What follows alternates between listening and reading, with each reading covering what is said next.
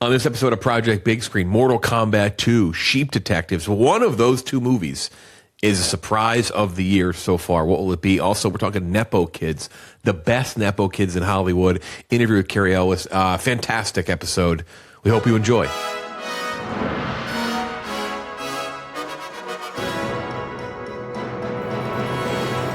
All right, Project Big Screen, episode 32, May 10th. A surprising one today, I feel like. Jeff D'Lo, Kirk, Minahan, Kenjac, Klemmer, Gooch, coming at you.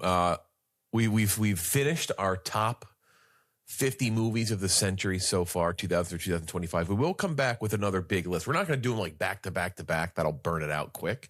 But we'll probably do it like next month. And I'll just say off the top, we're going to do the top 50 comedies of all time. Why not just go daunting? It was a lot of people had said, we had said there's not a lot of comedies on this list. We did our top 50. And so I had a lot of people say like, hey, well, why don't you do comedies? Perfect idea. I think that's great. This will be a fun one because this one is, we're not going to define it like dramedy, rom-com, whatever, like comedy's a comedy.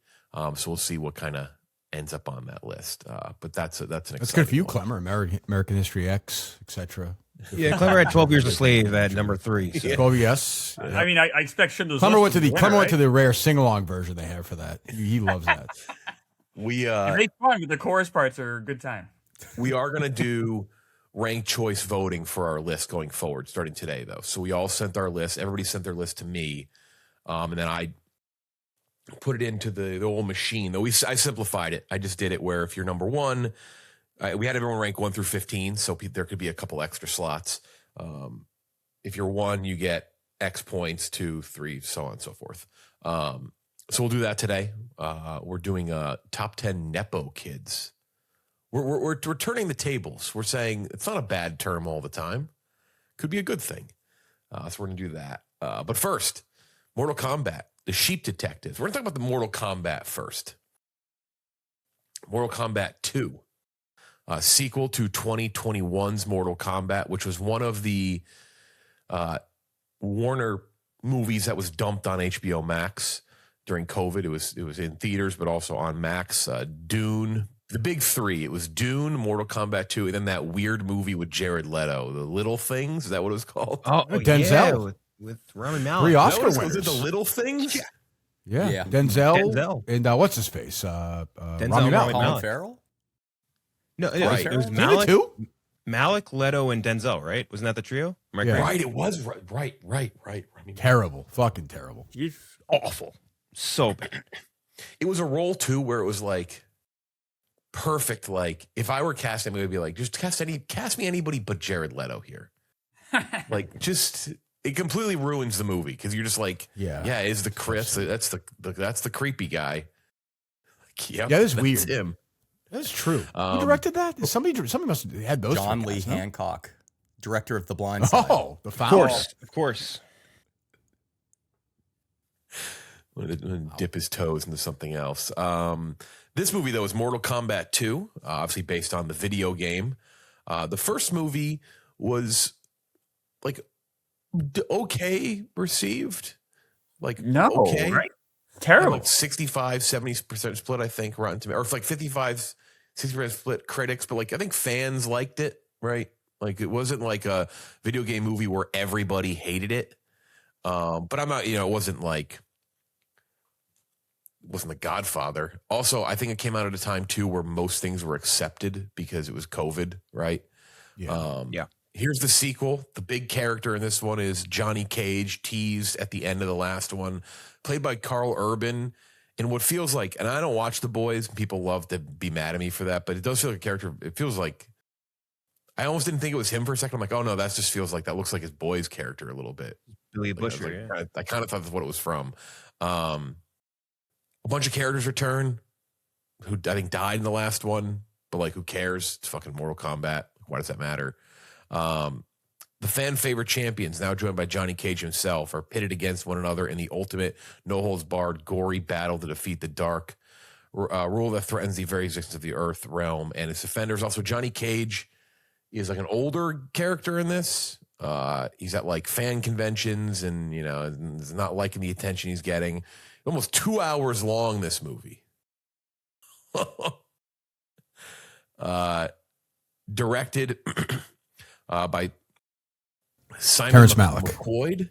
Oh, who right, did that makes more the sense. last one. It was his first movie. This was his second. Carl Urban, like I said, in the lead role. Louis Tan returns. He was kind of the main character in the last one. I think 80 million worldwide this weekend. Is that right? Yeah, sounds I think about it's right. was like 35 to 40. Yeah, 35 to 40 domestic, 65-90% split. It's being liked, I think, a little more by critics, so on and so forth. Kirk, I'll start with you. I actually can't think of a worse movie for you than that. I think the Pout Fish is more up your alley than Mortal Kombat 2. Well, yeah, Louis Tan is my favorite actor, so there is that. I'm glad to spend more time with him. So I never played the game. I don't even know what the game is. Like, I don't want to go inside, but Jeff and I were part, and Klemmer wasn't there, but we did this thing called Surviving Barstool. And there was this puzzle challenge, and I get a crippling anxiety. Well, you weren't in the season, Klemmer. Oh, I get a crippling anxiety when I think of, like, when you read that plot, I get like anxious because I have no fucking idea what's going. Like, I walk in, I don't know anything. I'm like confused during this movie. Now there's just fights and people, and I'm like, I don't know what the fuck is going on. It's not for me. This could be the greatest film ever made, and I might like one of these days. One of these movies is gonna be a masterpiece. I'm gonna have no idea. I'm gonna be like, oh really? I don't even know what happened. I don't know. The people there seem to have a good time, but there's like, I think I was talking to Klemmer. There's like 75 fights. I guess it's Mortal Kombat. There's like 75 fights in this movie. I couldn't even breathe. I was getting like dizzy. I was confused. If you gave me a quiz on this movie, I'll get a 0. But like, I don't know. Yeah. I don't even know how to give it. I don't even know how to grade it. Like, it's not for me. People are going to go. They have a good time. I hope they have a great time. I never saw the first one. I've never played I don't even know what the game is. I don't play video games. So is it even fair for me to give this a number? According to Like, is it the fair to producer fair to my guy online, Lou it's not Tan? fair. Is it fair to Carl Urban? I don't even like The Boys. Is it fair to the director? I'll do it anyway. Fuck it, I'll do it anyway. For Klemmer's Klemmer told me this once. His least favorite American, Jackie Roosevelt Robinson. I'll give it a 42. No, Klemmer, why would you say that? Privately. Yep, he told me that privately one time. Yeah, I might be more upset that you get a 42.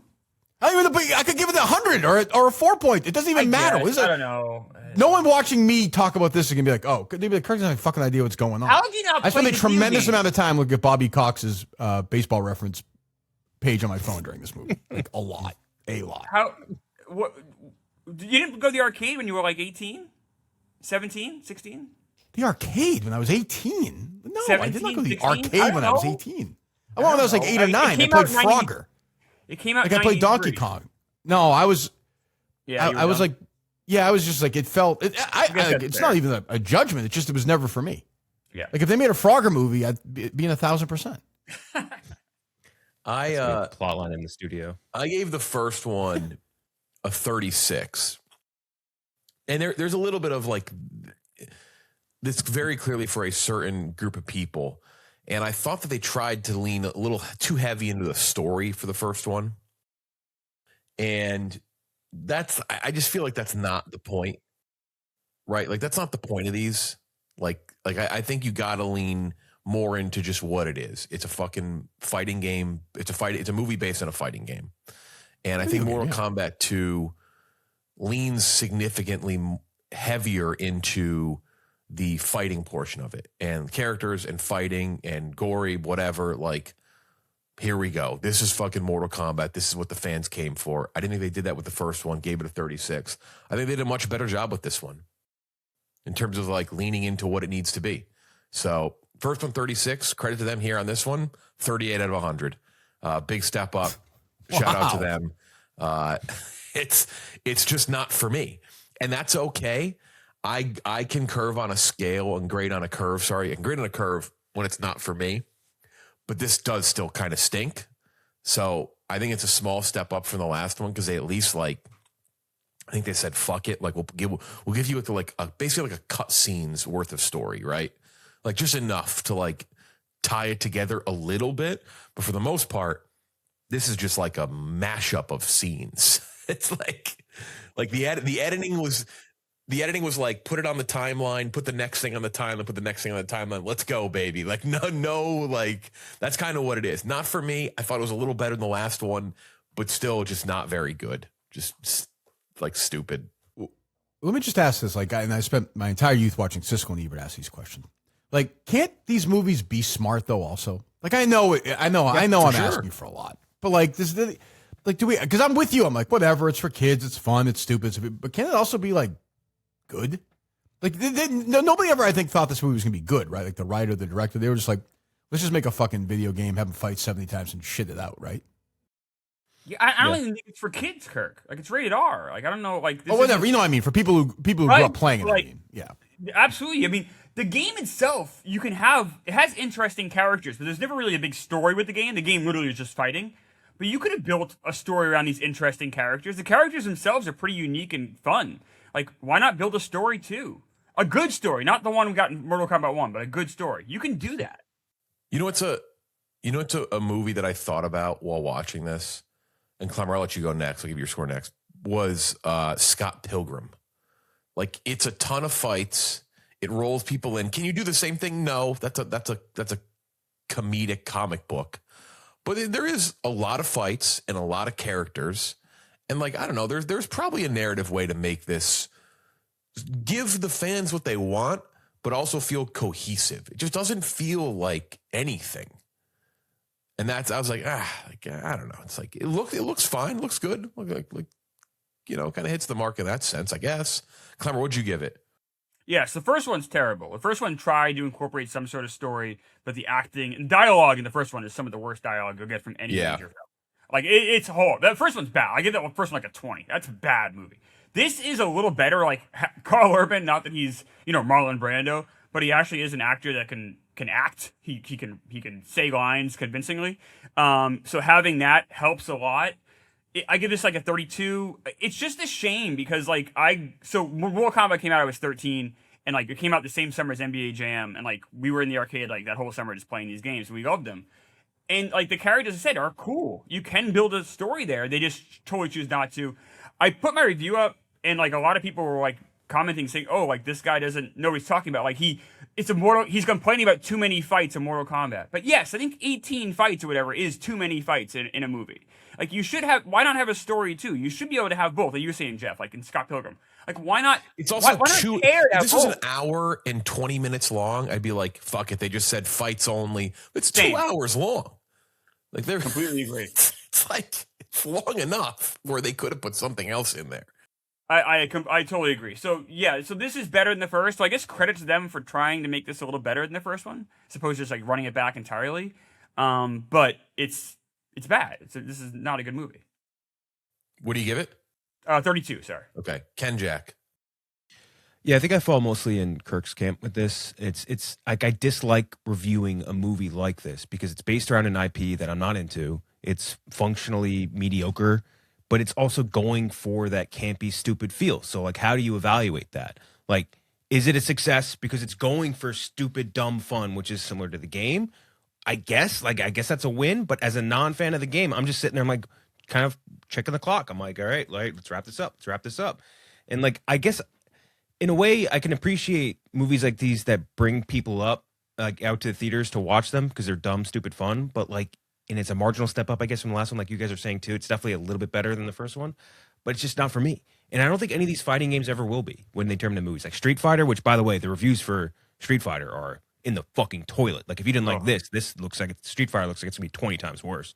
Like this, like Budokan, like street fighting games have never been for me ever. So I don't like those games. I don't like how they've so far throughout the history of fighting games turned into movies. I don't like how they thread those into movies. And this is just like another installment of that. And it's not for me. I feel like it's essentially a movie that's built, like you guys are saying with the fight scenes, to be disseminated through 80 parts on TikTok. Like some guy's just going to be like, well, where's the fight scene that I liked from that one thing? And I will watch it in 80 parts. And like, it's not a real movie in that sense. So it's very hard for me to grade. I would say, again, partial step up from the last one, which I had like in the low 40s. I'd say 55 for this. I think it sets out to it accomplishes exactly what it sets out to do. So in that way, a success. In a movie that appeals to me, it's like a nothing. So and the fans love it apparently. So they do. The fans do love this shit. They're like very. It's for the most part. They seem like they did it. They fixed. I saw that. I saw a lot of Kenjac. I saw it. They fixed the problems from the first one, which was kind of exactly okay. And that's fine, but it's almost like, do you remember when you reviewed like Five Nights at Freddy's and like we're watching it and we're like, what the fuck is this? And then the fans, they just love it. But as a movie, it's just not for me. So 55 out of 100. Again, it's for, if you like it, you like it. But if you went and saw that Mortal Kombat 2 and you're like, this is great, you're a fucking idiot. Yeah. You're a dummy. Like, you're just a fucking idiot. Like, I don't like, you're a dummy. I don't know. Like, I don't. Yeah. Like, I don't know what you probably have never read a book in your life. Big dummy. What was the other Paul Anderson made the first one, right? Like a million years ago? 1995. Yeah, he made that one, OG. right? Yeah. Is that terrible or no? I never saw it. It was campy, stupid fun. I saw actually candidate to be on. I kind of like it better. Yeah, was that right? What's that, Jeff? He's a Wes Anderson's son, Paul W. He might be on our list later. So Nepo kid, might be there. Gooch, what'd you give it? I actually, by the way, I think I agree with that, Gooch. I might be wrong. I might have scored it worse, but like, give me the old bullshit. It's like more fun. I don't know. It's campy in a way that this movie just does not reach. That makes it so much more enjoyable for me as like an outsider. Like, it's just stupid fun. Versus this, it's almost very self-serious. It's for the fans. I'm not a fan. I think gamers are not doing themselves any favors when they eat up slop like this. Like, you are just going to continually get products like this, and it'll never get better if you're just like, oh yeah, clapping like a seal in the theater. I'm at a 30. I don't follow the story. I'm with Kirk. Like, I just do not understand this franchise. I never played these games. I always get this one confused with Street Fighter. I don't really know which one is which, or like what system they were on, or if they were arcade only. Like, it's just beyond me. So what I'm left with is just a bunch of fight scenes, which I don't think look very good. I think they're the CGI blood and like that kind of fighting, like, just feels so weightless. And then now they're coming back to life. So like nothing carries any kind of stakes. It just didn't work for me at all. 30 out of 100. I appreciate the scoreboard throughout the movie. Like, it has like a nice scoreboard. So, like, we're getting towards the end. There's only 2 lives left. Like, that was nice. But other than that, yeah, no, not for me. I like Carl Urban. He was fun. He had a nice line. Nice couple of lines in there. The John Wick line got a good laugh. That was funny. Yeah. The third Dumbledore joke.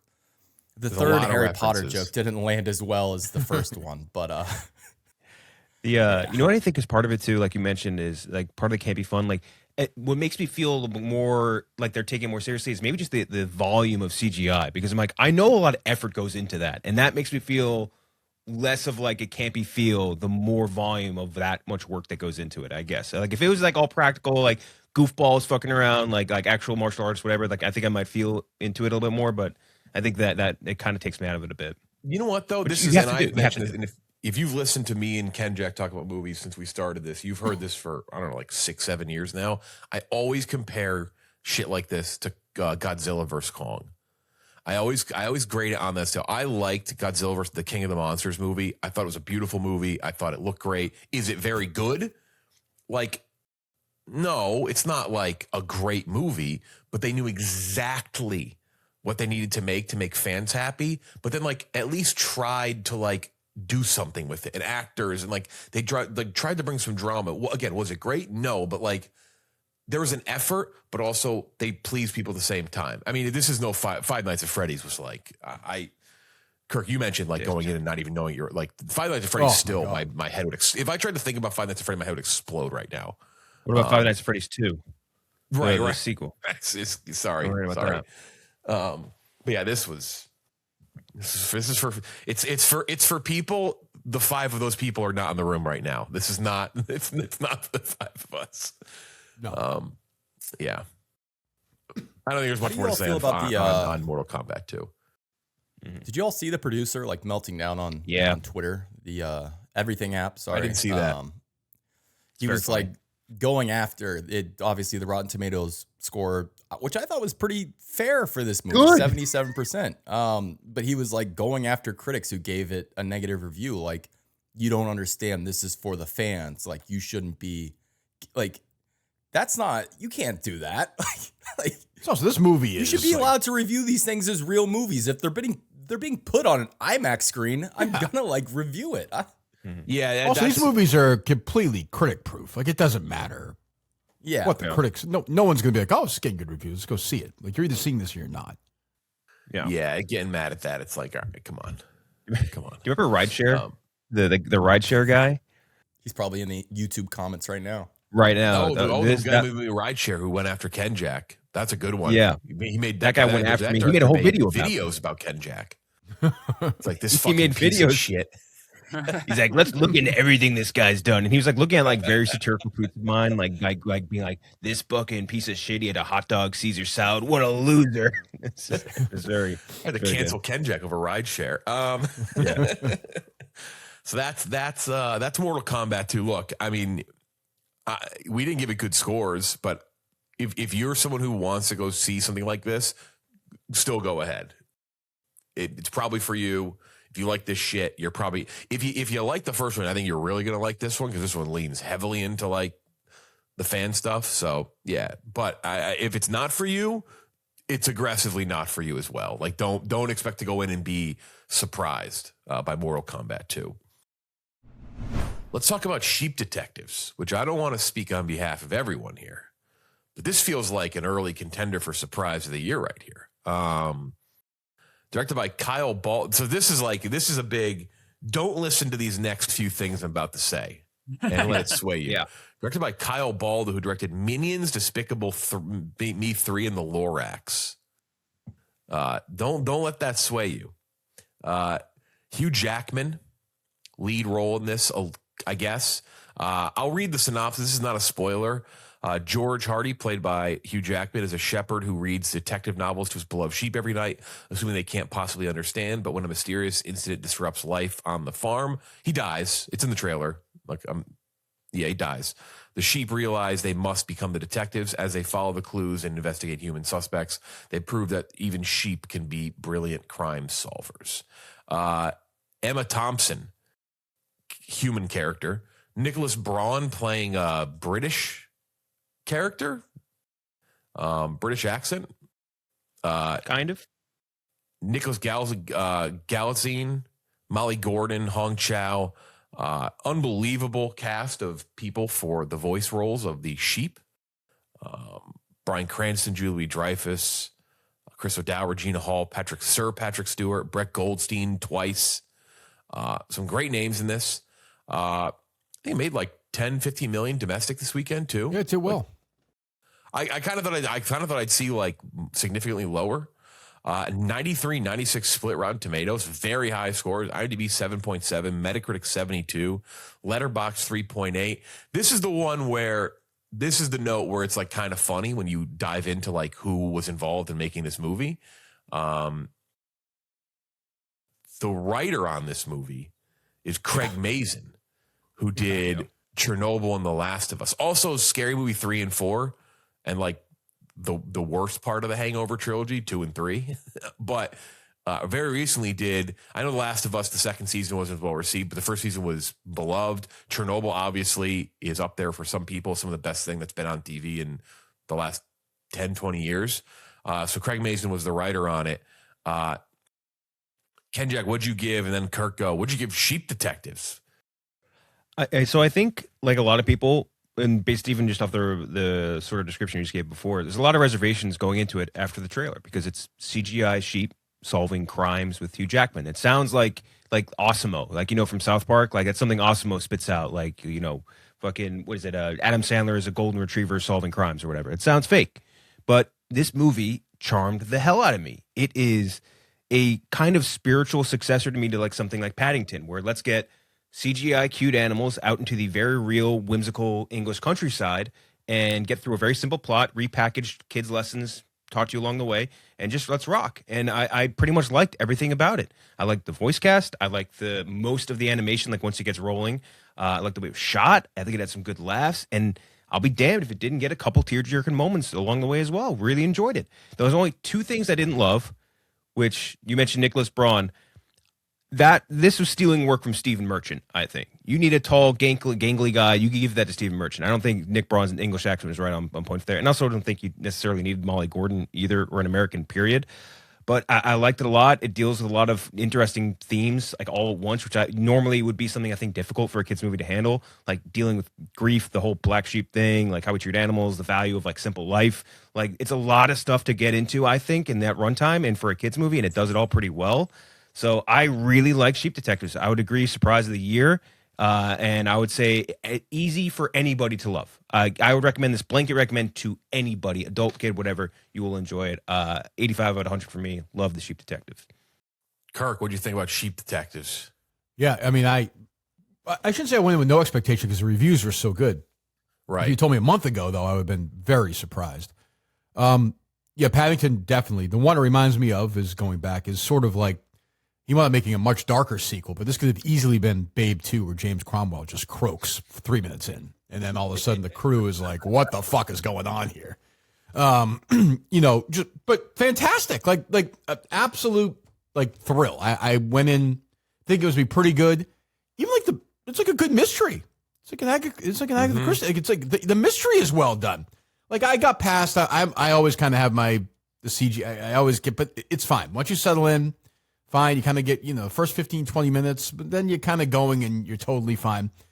And the movie is like, it's PG, right? It has to be, right? Has to be. Yeah, it has to be. For sure, right? Yeah. Deals it's tremendously, like a tremendous amount of death we're talking about in this movie. It's like, it's a movie about death, really. Like, I mean, essentially, because these animals are like, what the fuck is, like, what is death, basically? And it's like an examination. So when you say the guy from Chernobyl, you're like, well, okay, that makes some sense. Like really good, had a great time. I would not be surprised if it's nominated for Best Picture at the end of the year. I think it depends on what kind of year it is. It depends on what kind of year it is. This is a pleaser. This movie's a pleaser. It's gonna, around me, you couldn't get a seat this weekend. I was surprised that per screen average was so low, Klemmer, nationally, because I was telling you, I couldn't find a seat around there. So I think it's gonna get word of mouth. I think it's going to grow, and I think by the end of the year, it's going to become like sort of a beloved movie. Like really, again, it I'm not saying it's like a Shawshank Holdovers Redemption type, right? Like Holdovers was very small. Yeah. I remember I always say Holdovers wasn't even a trailer. It was like a fucking commercial. It was like during like the commercials before the trailers. Yeah. Right. Yeah. So I could definitely see this having because it's super well liked and rightfully so. Yeah. What'd you give it? 86 for me. I give it an 86. Yeah, I'm high in as well. I gave it an 85. Legitimately, in the last couple of years, one of the biggest surprises. Super charming. We'll get more into it in spoilers in a second because I think there's one moment where I was like, whoa, didn't expect that to happen. It's like silly, but also heartfelt, gets pretty deep. Very good voice cast, and they're all excellent. The voice cast, which, I mean, that can make or break this whole fucking thing, right? Like, I don't really care how the sheep look. I think there's like maybe one or two moments where the sheep look a little wonky. For the most part, they look really good. But the voice cast is great. Very similar to, like you said, Kirk, the mystery. I like mystery movies, but, so often they're pretty run-of-the-mill, nothing creative. Why does Knives Out work, right? I always say, because Knives Out doesn't try to reinvent it. They just take the standard thing that you like about mysteries and maybe tell it in a slightly different way, right? He, like the first Knives Out, you figure it out basically it's like reversed, right? It's like kind of done in reverse how you figure things out. And this one, it's the same thing. It takes, it's still a mystery, but just kind of tells it from a different perspective in like a different way. And that's sometimes a simple enough change to a genre like that can make it super enjoyable. So yeah, I really liked it. 85 out of 100. It was, yeah, I can't put like, if you would have put like 15, 20 movies for the year in front of me, maybe like 6 months ago, I would have cackled at sheep. I'd been like, "Are you fucking serious? Like, you Jackman, hang up the cleats, brother. Play Wolverine one more time, then hang him up." But no, this was great. Klemmer, what'd you give it? Yeah, this is absolutely delightful. I really enjoyed this. The Paddington comp is probably the best one. I agree with that. Also, like really good like world building. Like they introduce a lot of sheeps and a lot of excuse me, I guess. And Sheep. they all have like different personalities and like different things that make them unique. And you, by the end of the movie, or even by the middle of the movie, like you're telling them apart pretty easily, which is pretty good for like a bunch of sheep. That's true. And you do care just, but I saw that movie Animal Farm, and that's like exactly like how not to do it. Like that, it also has talking animals, and it's just you don't give a shit about any of them. It's just like they almost like expect the audience to have a lobotomy before they go in. It's just, but this treats the audience with respect. It's intelligent. It doesn't like talk down to kids at all who are watching it. Like it doesn't talk down to anyone in the audience. I thought this was just absolutely delightful. 84 out of 100. I really enjoyed this movie. Gooch. I love a Gooch came in and this is like 46. Fuck this shit. No, man, this was like Klemmer said, it really, the big thing here is like it has a script that really respects its audience. Like it's a great screenplay. And Nicholas Braun, he talked about that. He's been on like the, interview circuit. And of course, every person asking like, how does this, like, how do you end up in something like this? And he was like, yeah, this script got sent over to me. And I was like, what the fuck is this? Like sheep detectives? Like, are you kidding me? And then he says he reads through it and he's like, wow, this is like a really well done screenplay.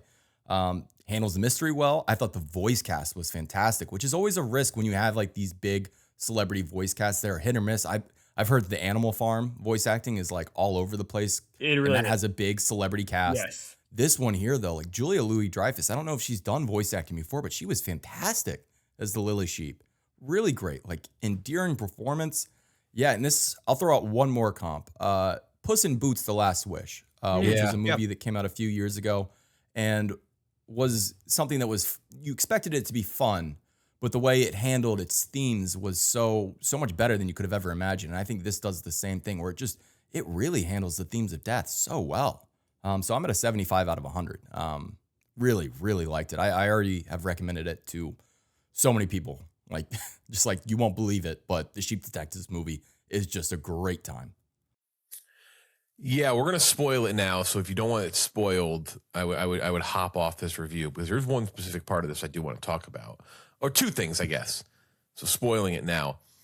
Going back to the twist, kind of like an in plain sight twist, right? With like who this ends up being, but I thought like explained really well. Like the color mixing stuff was super interesting. Yep.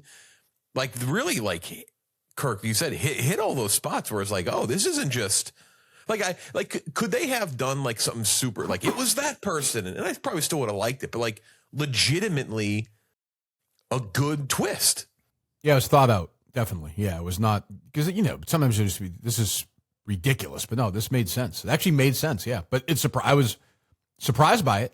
Like they got me. Yeah, what's funny too is like they kept making a recently point that had a twist that was like it was the person you were like, oh, that's who it is. Great. What did we watch recently where it was like that? I'm not sure. Was it Five Nights at Freddy's 2? Five Nights at Freddy's. Might have been Five Nights at Freddy's 2. What happened in that? What's funny though is they kept making a point to say Nicholas Braun, like this is the biggest dummy that's ever walked the face of the earth, and they show that like the paint diagram thing with the sheep, and I'm like, I don't know what's going on here, and he figured it out. Now I'm the dummy. I'm the biggest fucking idiot here.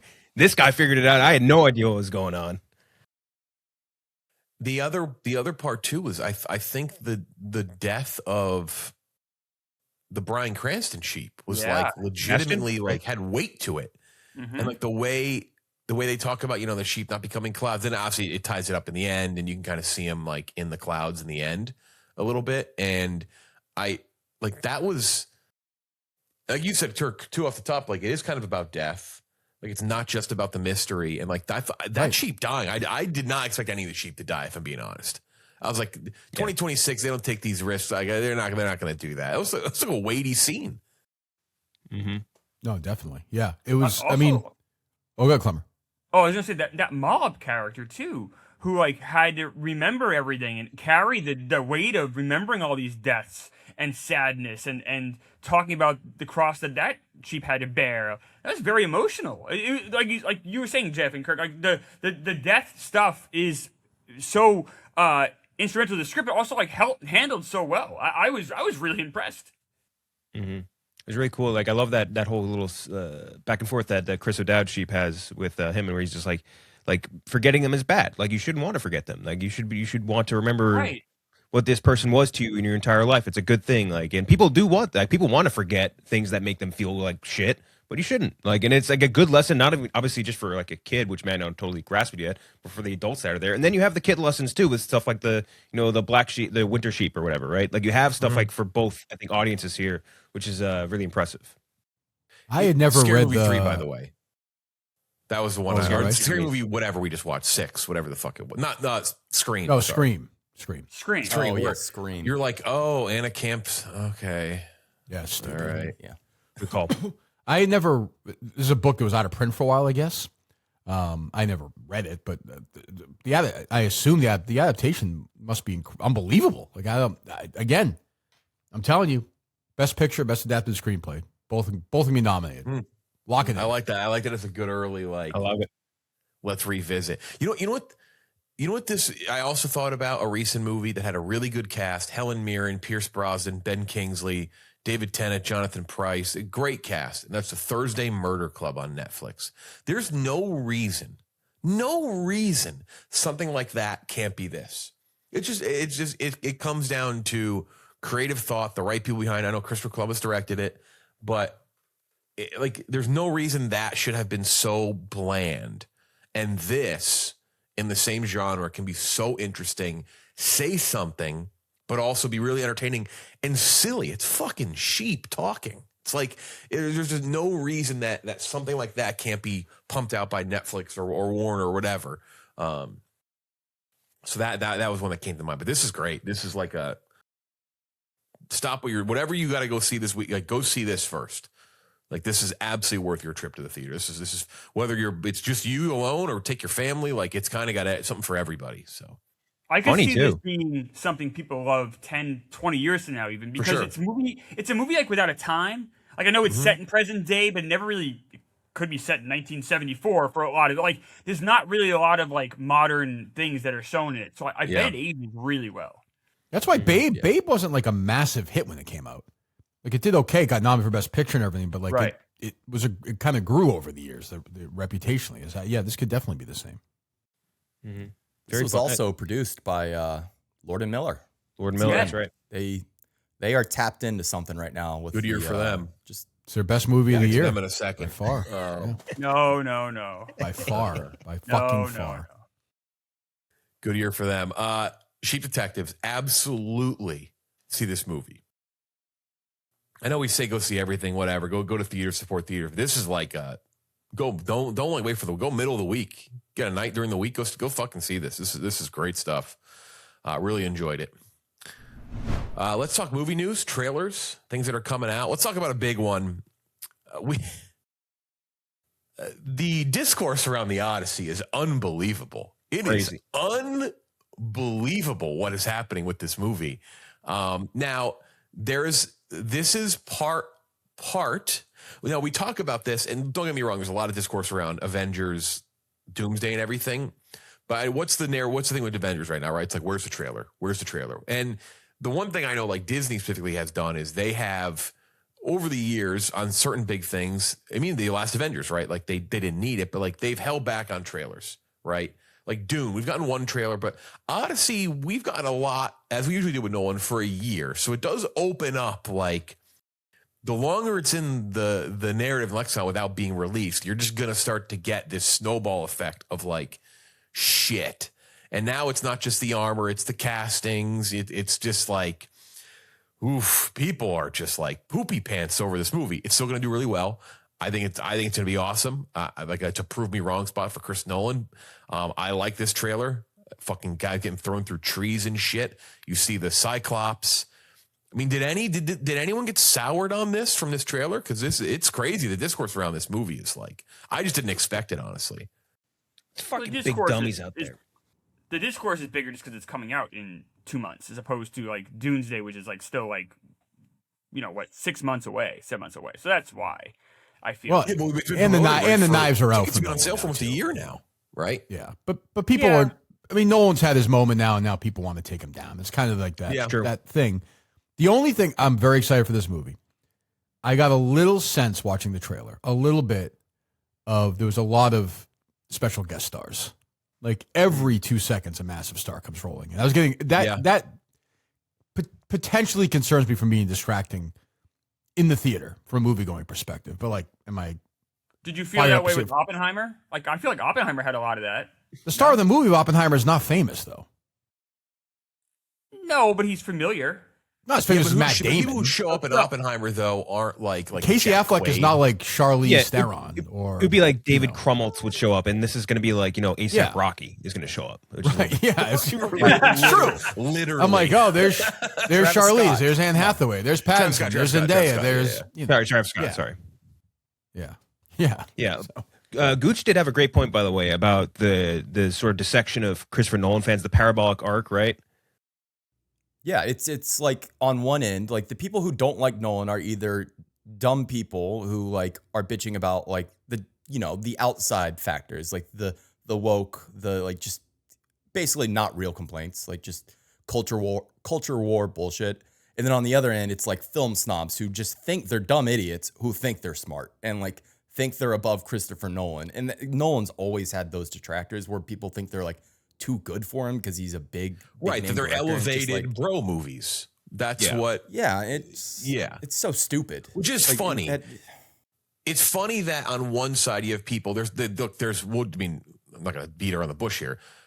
People are very worried that Elliot Page is playing Achilles, or some people believe the ghost of Achilles, and they think that the trailer fueled that. There is no confirmation of who Elliot Page is playing, but I'm just throwing that out there. It's very funny that there's that. There's kind of the discourse around that and some of the other castings, but then there's also like the discourse around like how the armor looks, and it's like this bro is this fucking bullshit from Nolan making him look too badass. It's just very funny that both that exist, and like you said, Kirk, it's at this point he's at the literal tip top of the mountain. Now, I'll be fair. If you said to me in the trailer, did I think there was gonna be a line in dialogue in the movie where Tom Holland's like, "Yeah, man, I just miss my dad. Miss my pops." Yeah, I probably would have He said was not like that either. That did surprise me, but I'm also gonna go in with like an open mind. I don't know. Like I'm kind of glad it's Right, it's modernized, very clearly honestly. his own take on, like it's very, very aggressively his own. He was on Colbert this week. He talked a lot about the narrative, like the way the story's told, and it's non-linear, and he's going to manipulate that. That's what he does. So I don't know. I don't want a boring faithful time adaptation. travel in this movie. I wouldn't be surprised. I've seen all those complaints about like the verbiage too, and it's like, why is all these ancient Greek speaking an English accent any better? And which has been the norm for all these period pieces for all time. Like it's like we're in ancient Greece, we're in Africa, we're in fucking Native Americans, we're with English. Like, why are we doing that? That doesn't make sense either. So that to me, this doesn't bother me because it's not. We haven't seen the established norm that he's going to give us in this movie yet. And that to me is the biggest frustrating thing about this is like this is a fantasy tale. People are treating it like it is a historical epic, which makes no fucking sense. This is not Braveheart. This is not a real story. This didn't happen. It's all fake. When you complain about stuff that's not real, it's like you're critiquing your dream for not being realistic enough. You know what I mean? It's all fake, and his interpretation of it is going to be whatever it's going to be. So you got to wait for the execution before you complain about how he's like doing it. The process to me is totally fine. So it's been driving me fucking nuts, the whole reaction to this. It is the downside of promotion for a year. That's where it does like. It just sits and sits in the cultural eye. So I'm excited. Didn't sway me at all. Can't wait. Who knows? Maybe it'll fucking stink. Maybe it just stinks. that just I will sucks. say His first it bomb. definitely looks like Robert Pattinson's having a good time in that trailer, though. He is chewing it up. He's having some fun. Oh yeah, run back to your daddy here for boy. him. Yeah. Sun Big and year for him between Temecula. this Dune, which he looks crazy in Dune, and then you assume there's going to be some pretty hefty Batman stuff probably by the end of the year. And we 'Cause I had the know- drama. Matt drama, Reeves, yeah. yeah, right. The drama, which is fucking still my movie of the year so far. Matt Reeves started teasing the Batman stuff, so we'll probably get more of that very soon. Next up, I got a big question on this one. This is in terms of recent trailers, this might be the biggest. Who the fuck is this for? I've seen with a trailer. Legally Blonde prequel series on Amazon Prime. Is this for 12-year-olds? Is it for like people in their 30s and 40s who have this? Who is this? What is this? What is this? Isn't that who it's supposed to be for? Like Devil Wears girls in Prada like their 2 crowd. 40s? I assume. Yeah, I assume. I think it's Devil but Wears, I don't Devil Wears know. Prada 2 crowd. Yeah, you're indoctrinating your Yeah, kid right. into Yeah. whatever you watch. So Yeah. I think that's what it is. This is for my sister is in her late 30s now with a 11-year-old daughter. It's for her. Like that is like, but that's a very small sliver of our population. But Yeah. but it is for like that specific crowd. People, women who grew up on the Legally Blonde franchise and now have kids and want to show them. But it's so weird too, because like that's the whole point of the movie is like the thing is she becomes like smart and she's like a moron before that. So like you kind of like what is the point of the before that? I don't get. Whatever. I don't know. It's not for us. I also did get a very unfortunate brief. I don't know what it's like. It's visual dyslexia. I thought it was Steve Zahn very quickly in the beginning of the trailer, and then when I saw it wasn't, I got very disappointed. It's like The dad? Yeah, it's not. It's Tom Everett Scott. But I was like, but The very quickly. mom, I thought was someone else too. That thing you do, that's probably why. Yeah, I was like, oh, Steve Zahn. I go, no, it's not Steve Zahn. I Great do like movie. June Dynamite. But I watched. I was like, what is the target on this one? Other series, May 21st on Netflix. That comes out in July. The Duffer Brothers. The Duffer Brothers walked into Netflix. They pitched the Burrows and they said, Netflix, Stranger Things, but old people. That's it. And we got the Burrows. Alfred Molina, Bill Pullman, who there's a couple people in these trailers that trickle down to our list today. Bill Pullman, they're great world builders, and I think the story kind of got away from them the longer it went. But like from the starting blocks, like I think they're good world. Like I'm looking forward to this, like kind of a fresh start for them. I think this could be fun. I'm intrigued by it. Yeah, actors I like. I mean, yeah, I'll give it a shot. Yeah. Again, they're I'm good not world big on builders. Brothers. I kind of been out on Stranger Things since the second season. Never really got back to it. True. If you don't like it from the kind of- beginning, then probably not. But like the early stuff was good. So like, maybe like Ryan Murphy, right? They get you off the ground, but that's kind of that's kind of it. It's always. I mean, I like the he's later got stuff as one well, but season I know coming. what the overall sentiment is on them. So I'm not gonna pretend I have the the Ryan Murphy's more of a like one, and then the Much rest more- are dog shit. A much more expensive Ryan Murphy. Maybe the Duffer Brothers. True. Are. He's going to a very expensive first season of television, and then you got nothing else for me. Nothing. I saw somebody tweet this out. I can't believe I didn't think of it. How Ryan Murphy, I guess it just would have let him. How he never got his mitts on Michael Jackson for an FX series is one of the Those great rights. mysteries of my life. God, they're smart. Good job, Jackson Estate. Don't let him take that. I'm just itching to find out what Paul Anthony Kelly from the JFK show is doing next. That's what I over under 3.5 Oscars. I'm going over. Just go He's on for the ride. Klemmer has Brandon Sklenar. I got Paul Yes. Anthony Kelly from the JFK Jr. show. That's my guy. That's All right. I mean, just a piece of stone. Yeah. Just nothing. That Netflix series I can't wait for. That JFK one I think is going to be great. Is that on Netflix? The one with Fassbender. The Crown people. Yeah. Yeah. I hope it's good. And then lastly, biopic, Anthony Bourdain biopic. Dominic Sessa plays Anthony Bourdain. A couple other people in this as well. But the big thing I think to mention is it's directed by Matt Johnson, who did Nirvana, the band, the show, the movie, but also Blackberry. Also a movie that I'm not sure a ton of people have seen, but it's another one from him called The Dirties from 2013. So good. Very good. I would definitely check it out. Wild fucking premise. But yeah, definitely check it out. I very recently saw it. Actually, I think I logged on Letterboxd. But thoughts on the Anthony Bourdain? But I kind of just trust anything Matt Johnson's going to do right now. What do you think about it, guys? Same boat as you. Like, I also like. I don't know a ton about Anthony Bourdain. I was never Anthony Bourdain like fan when he was alive. And I like Sassa. I think he's like a good actor. So I don't know. And like you said, like Blackberry and Nirvana, you know, the movie is so good. So I'm excited for this.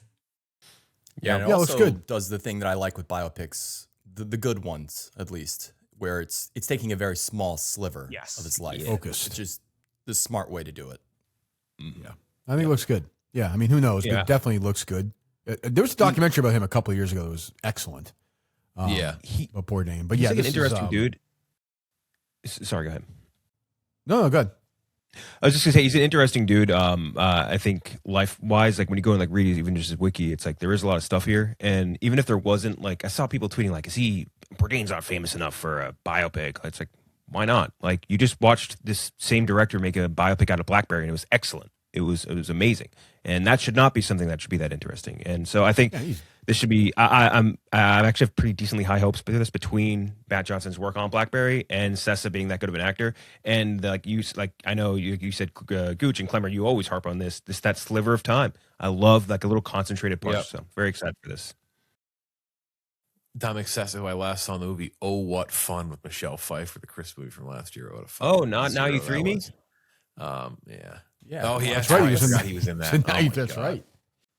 I hope there's a post-credit scene with the Bourdain movie where he sits down at a Popeyes at the end too. Just kind of his first time trying Popeyes, forgets his love for it. And then anything else? Yeah, Project Hail Mary you mentioned, passed the Martian worldwide box office, so another big hit.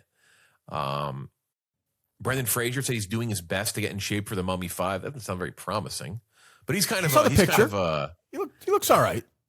He does.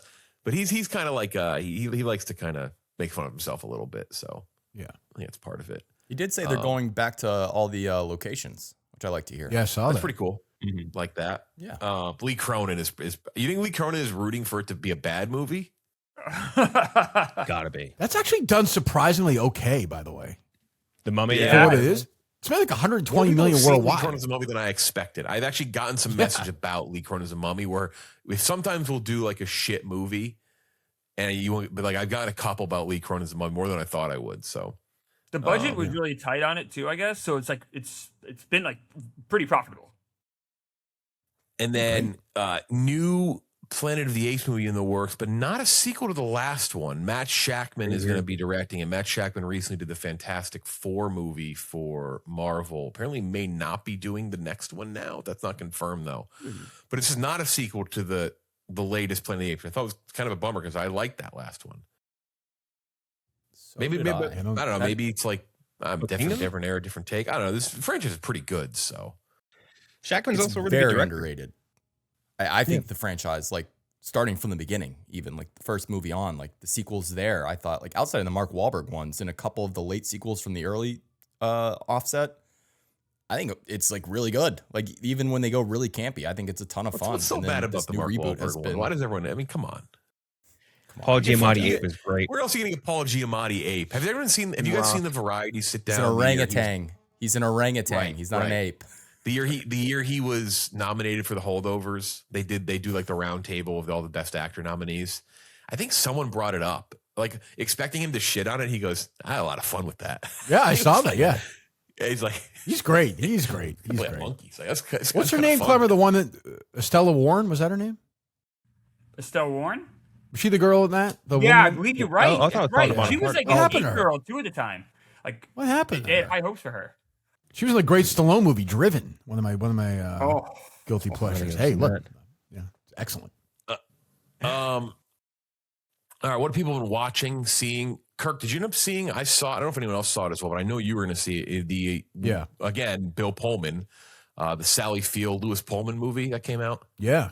I've also been charmed, instead of sitting at this desk, instead of trying to work on the case, I've been charmed by watching these videos of Lewis Pullman and Sally Field on the promotional tour together. They've actually won me over, these two. I thought this movie was okay, Jeff. Yeah, I enjoy it. Remarkably Bright Creatures. It's on Netflix. Yeah. Yeah. It wasn't great. It was a little schmuck. Klemmer would like it. No. Yeah, Klemmer, I think you definitely will like this movie. This would tickle you, Klemmer. Yeah. All right, yeah. It's not playing on 1,000 screens, but yeah. All right. I saw the videos of Sally Fields like shitting all over Robin Williams, and it's like nice to see she's still in character. I know. I didn't laugh at him in this movie. She said about Mrs. Doubtfire, like it wasn't funny. Yeah, she's like, he kept trying to make us laugh all day, and I just didn't laugh once. And then Pierce Brosnan winked at me, and I just fell over laughing. Like, Jesus, lady. I've always felt like that meme of the guy, the woman say call HR. The harassment, yes. Can I say I always felt that way about Robin Williams? You know, like some of his movies, like when he was on like the Tonight Show, and I always was like, it made me claustrophobic, exhausting. I'm not saying it wasn't funny, but like I was just like, oh, Jesus Christ, fucking relax. Yeah, to calm down. Yeah, it's like, Yeah, Jesus, get it. man. But It is I a love lot. him, but I'm just saying. super enjoyable but movie though. I liked it though. Yeah. No, it was good. It was very good. I've always been kind of mad on him, but I liked him. He won me over in this. Yeah. I thought Sally Field Loophole very good together. Again, it's nothing that's going to blow your mind. No, Probably like the 70s, whatever range. I haven't put on my letterbox and rated it, but I enjoyed it. Watched it late last night. I very much enjoyed it. So I think check that out. Has anyone seen Widow's Bay yet on Apple TV Plus? I talked about it last week. The Matthew Reese show. I'm like 4 or 5 in. Worth watching. I don't know. Like I think it's a mystery show. It's a mystery thriller. So I want to see it through. But he is great. I mean, when is he not? Like Matthew Reese is kind of always good. Like I didn't care for the show with Claire Danes last year, but he was great in it. So he's always going to be good. It's creepy. It's like it's got like a Stephen King feel to it. It's a creepy show that I've enjoyed. It's like 4 or 5 episodes in. So and Apple TV, like they just have a high hit rate. It's like you're going to kind of get something pretty solid. I also saw the Adam Scott horror movie. Has anyone seen that yet? I'm seeing that on Monday. Yeah, Hokum is definitely worth watching. I really liked it. I won't say much more. Maybe we'll talk about it down the line more, but I'll say go see Hokum. It's Adam Scott's in it. It is very much worth your time. I think like one of the better horror movies I've seen recently. From the same director, did a movie in 2024 called Odyssey, which was also very good. So I would go check out Hokum. I won't say too much more about it. I don't want to dive too deep into it, but I thoroughly enjoyed it. And a lot of people I follow on Letterboxd have also liked it quite a bit as well. So probably like the 80s for me. One of my favorites so far this year, Hokum. And then one more for me, and then you guys can go. Klemmer, we both saw it a while back. I don't think we talked about it. I just wanted to note the Ben Franklin movie that came out this year. Have we talked about it on here?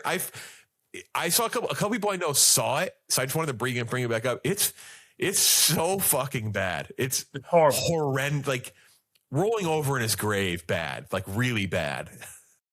It glosses over everything. Like it tiptoes because it's Angel Studios, so it tiptoes in the end that could be interesting and immediately backs away. It has a priest in there that hated slavery, but then felt he had to resort to slave labor to keep an orphanage open. Interesting story. Doesn't want to really talk about that. Insinuates Ben Franklin cheats on his wife, but doesn't want to talk about it. Keeps backing away, and then instead has this like bizarre fake friendship between these two.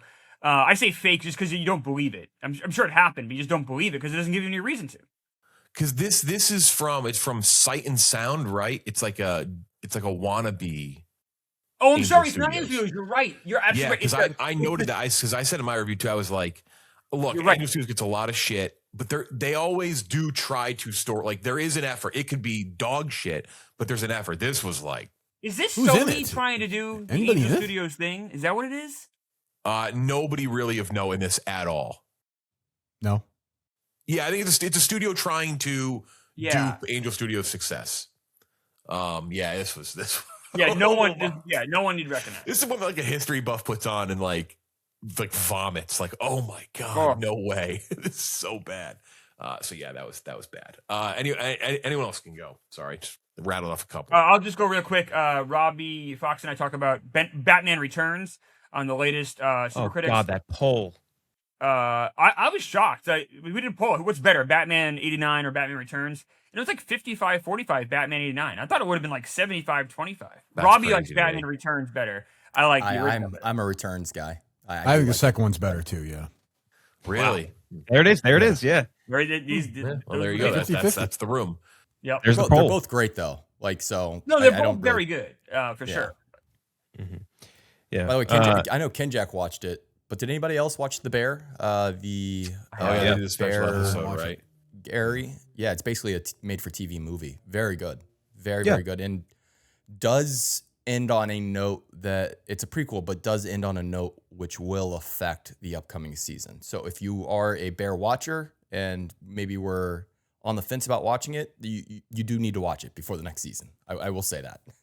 Yeah. I thought it was cool. It reminded me of that Euphoria like mid-season thing where they're at the diner a little bit, but like way more chaotic for sure. Euphoria still kicking, definitely getting better.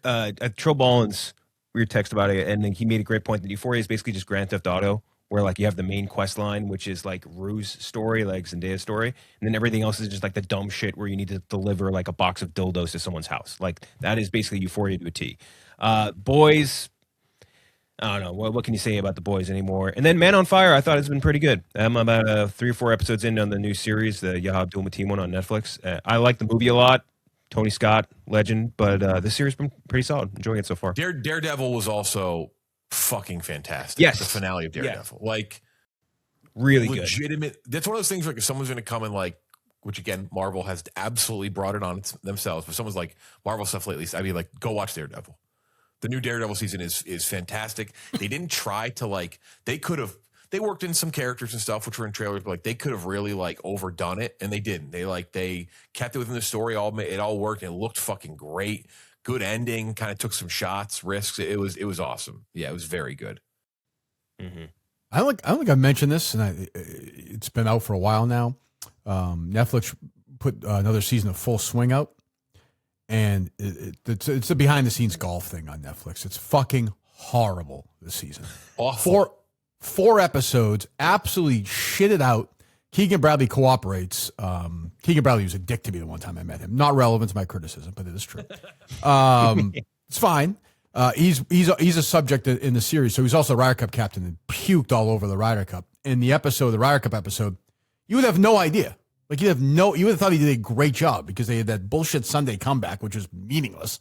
And they make it seem like Keegan was the greatest captain ever because he cooperates with the show. It's one of these things, again, that drives me crazy. They have talking heads who are dummies. Terrible, fucking terrible, useless, pointless, brainless waste of time. Stupid. I'm stupider for having I have not watched that part yet, but I know it'll just make me fucking mad.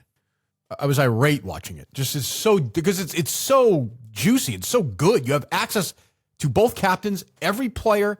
The behind the scenes footage is great because you have so much access, but it's terrible. They pick a storyline and they just go with it. So awful. It's awful.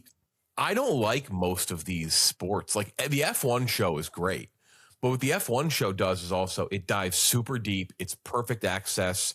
It doesn't really hold anything back. They don't care about narratives. Like they just show it all. And it's also worked on an American audience because it's so popular everywhere else but the United States. It's gained a lot of popularity here in the United States. Don't get me wrong. But the show's a big reason why. But these other like tennis, golf, basketball, like they've all done these dupes and like they just don't. They're so safe and they're watered down and they're bland. I don't like any of them. Yeah, I'm saying any of them. Same, but I watch them. I still watch them. Even like Hard Knocks used to be great. Hard Knocks stinks now. Yeah. Awful.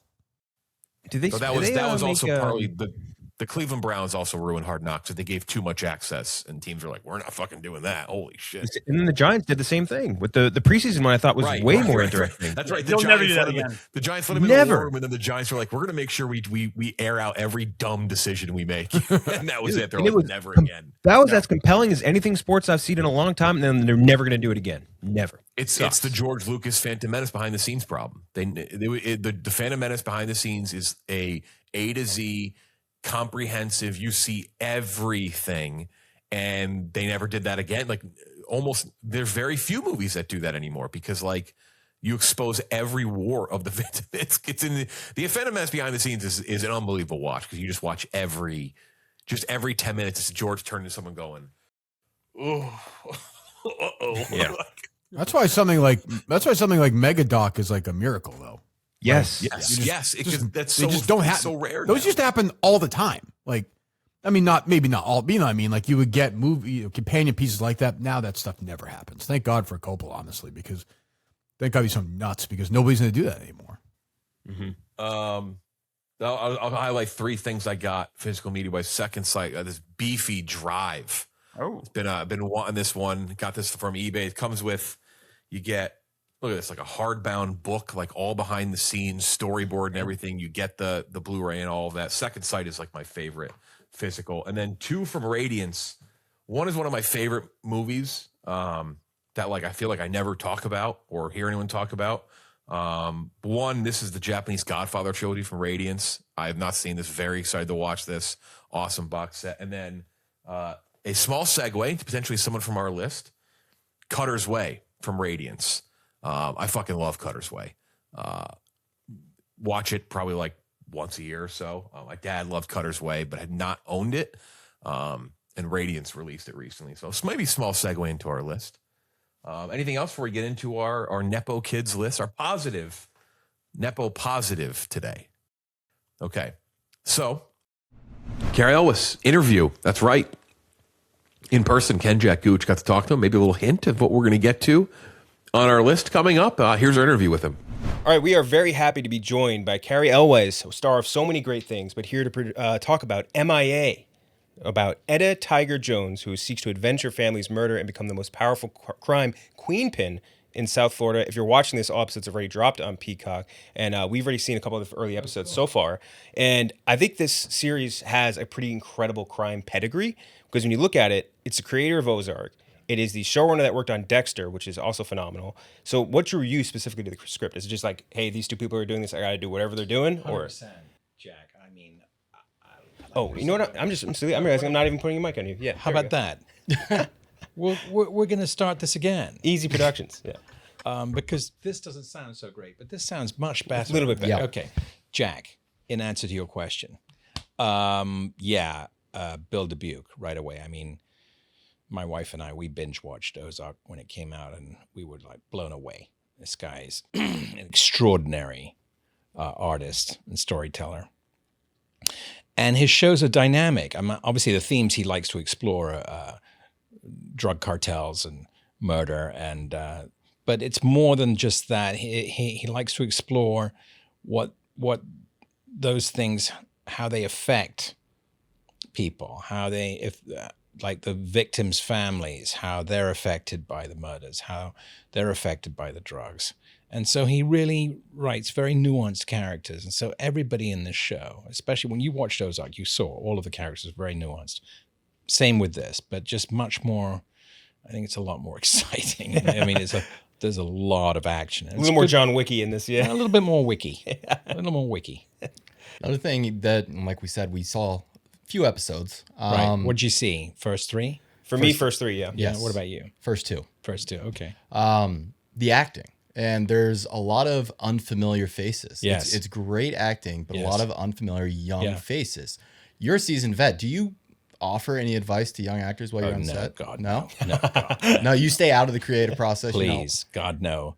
The last thing an actor needs to hear on a set is somebody going, you know, Actor to actor note? No, never. No, God, no. Then, by the way, first of all, these guys are so great. All of them. And you fans will recognize some of them. We have an actor who was on, should we wait for that? No, we worked through that. Oh no, we worked We through worked- that. This is New York City, baby. We No, want them to you feel go it. straight through all the Okay, sirens. we have an actor, Denai Garcia. She was on Walking Dead. We have another guy, Maurice Comte. He was in Narcos. But the three leads and our protagonist, Etta Tiger Jones, is played by this wonderful, fairly new talent, Shannon Hizella, and she's so dynamic. She's this girl on a mission. Her family is murdered by a drug cartel, and they don't realize they've messed with the wrong person. And she's just fabulous. But her found family. Okay, we might want to stop for that one. I That's have incredible. heard that sometimes it can get exciting with the sirens and from the sound department. You think they would have, when trying they to catch built her. a podcast studio, That's added in some hilarious. soundproofing from the That's street hilarious. 2 floors up? Last That's thing on their mind. hilarious. They just Last forgot. thing on their mind. They're on their way to catch Etta. That's That's what we'll go with. hilarious, you guys. All right, let me go back a bit. So, yes, our protagonist, Etta Tiger Jones, as you mentioned, is a character who has to deal with the fact that her whole family is murdered by a drug cartel. And Etta is played by this fairly new talent called Shannon Hizella, and she's just remarkable in this role. I mean, she's dynamic. Etta is someone who you think is someone who probably wouldn't know what to do if any of her family were harmed, but we quickly discover she's someone that they should not have messed with. Mm-hmm. And she's fabulous in it. But the found family that she has, there's these two actors who play her best friends and become subsequently her new family. Brittany Abdemola and Dylan Jackson. And they are just magnificent. They play these immigrants who take her in, look after her, and they're just beautifully portrayed, these roles. I'm very, very proud of the cast. They're all terrific. And it's an exciting show. The minute you start watching it, you saw it. It grabs you and won't let go, Yeah. So, yeah. And you get to play a detective in this, and I think that is Private a job. investigator. PI, sorry. Well, Yeah. In my head, at least in movies, I kind of like blend them together. No, So- he's an ex-detective turned private eye. So like the private dick, or let's say profession, it's inspired so many great performances across all of cinematic history. sure. What are some of the ones that you have stood out to you as being like, I love this growing up, or maybe? Gosh, I used to watch. What was the one that I forget the title of it? It's been so long since I've watched these shows. I was a kid. Ironically, you could get to Columbo. if wanna do that. Columbo, obviously. Yeah. Obviously, Peter was brilliant. I got to work with him. But believe it or not, Night Stalker. The one with Jake Gyllenhaal one I'm thinking of? Huh? Nightcrawler. I'm thinking Nightcrawler. Night Stalker was this guy who's tracking vampires in L.A. Very obscure little series in the 70s. He was a private investigator. Anyway, but yeah, there's been a great history of private investigators on film and on TV. And they all inspired me growing up, Obviously, Chinatown. Of course. You can never get past Jack Nicholson's Jake Gitters, He's sort of a template for everyone, Mm-hmm. If you were the private investigator, and I always like to think about this because PIs and detectives and cops, especially this has kind of a Western almost feel to it. Yeah. Is like that internal balance, or internal battle between, there's obviously the law, but there's also justice. Do you think you would land on the side of actually wanting to find Etta? That's a really good question, Bob. So this is a character, a guy I played, Tim Kincaid. He's an ex-Miami police detective turned private investigator, and he's full on hard times. And so he has to take the work for the money to pay for his mother's medical bills. And because of that, he ends up being hired by somebody who turns out to be not so on the level. And so through the season, my character has to sort of rediscover his moral compass, which is always fun to play with. Mm-hmm. I feel like that's such a classic thing for a private investigator storyline too. Right. I love it. It's like such a good where's juicy that role. fine line between taking the money and then doing the right thing? I think that's a constant blur for some investigators when they when they're offered a sum of money that they can't turn down. It does remind me a lot of that too, like especially the old West feel where it's like the ranch got burned down and now I need to go and get my revenge, and you're like almost like, I don't want to say the Pinkerton here, but like you're the guy, you need to try and find it, and that moral struggle is tough. It is. I think everybody knows at the end of the day that if you have an ounce of integrity, that person can only toe the line for so long before they find themselves in a quandary, right? Yeah. Where they can't live with themselves. Yeah. This was also, by the way, beautifully shot. Like Oh, all thank you. on I thought so, location. right? Colorful. Miami is a beautiful place to shoot. Yeah. As an actor, how important is it to you when you're taking on a project to hear that something is going to be shot with that kind of intent?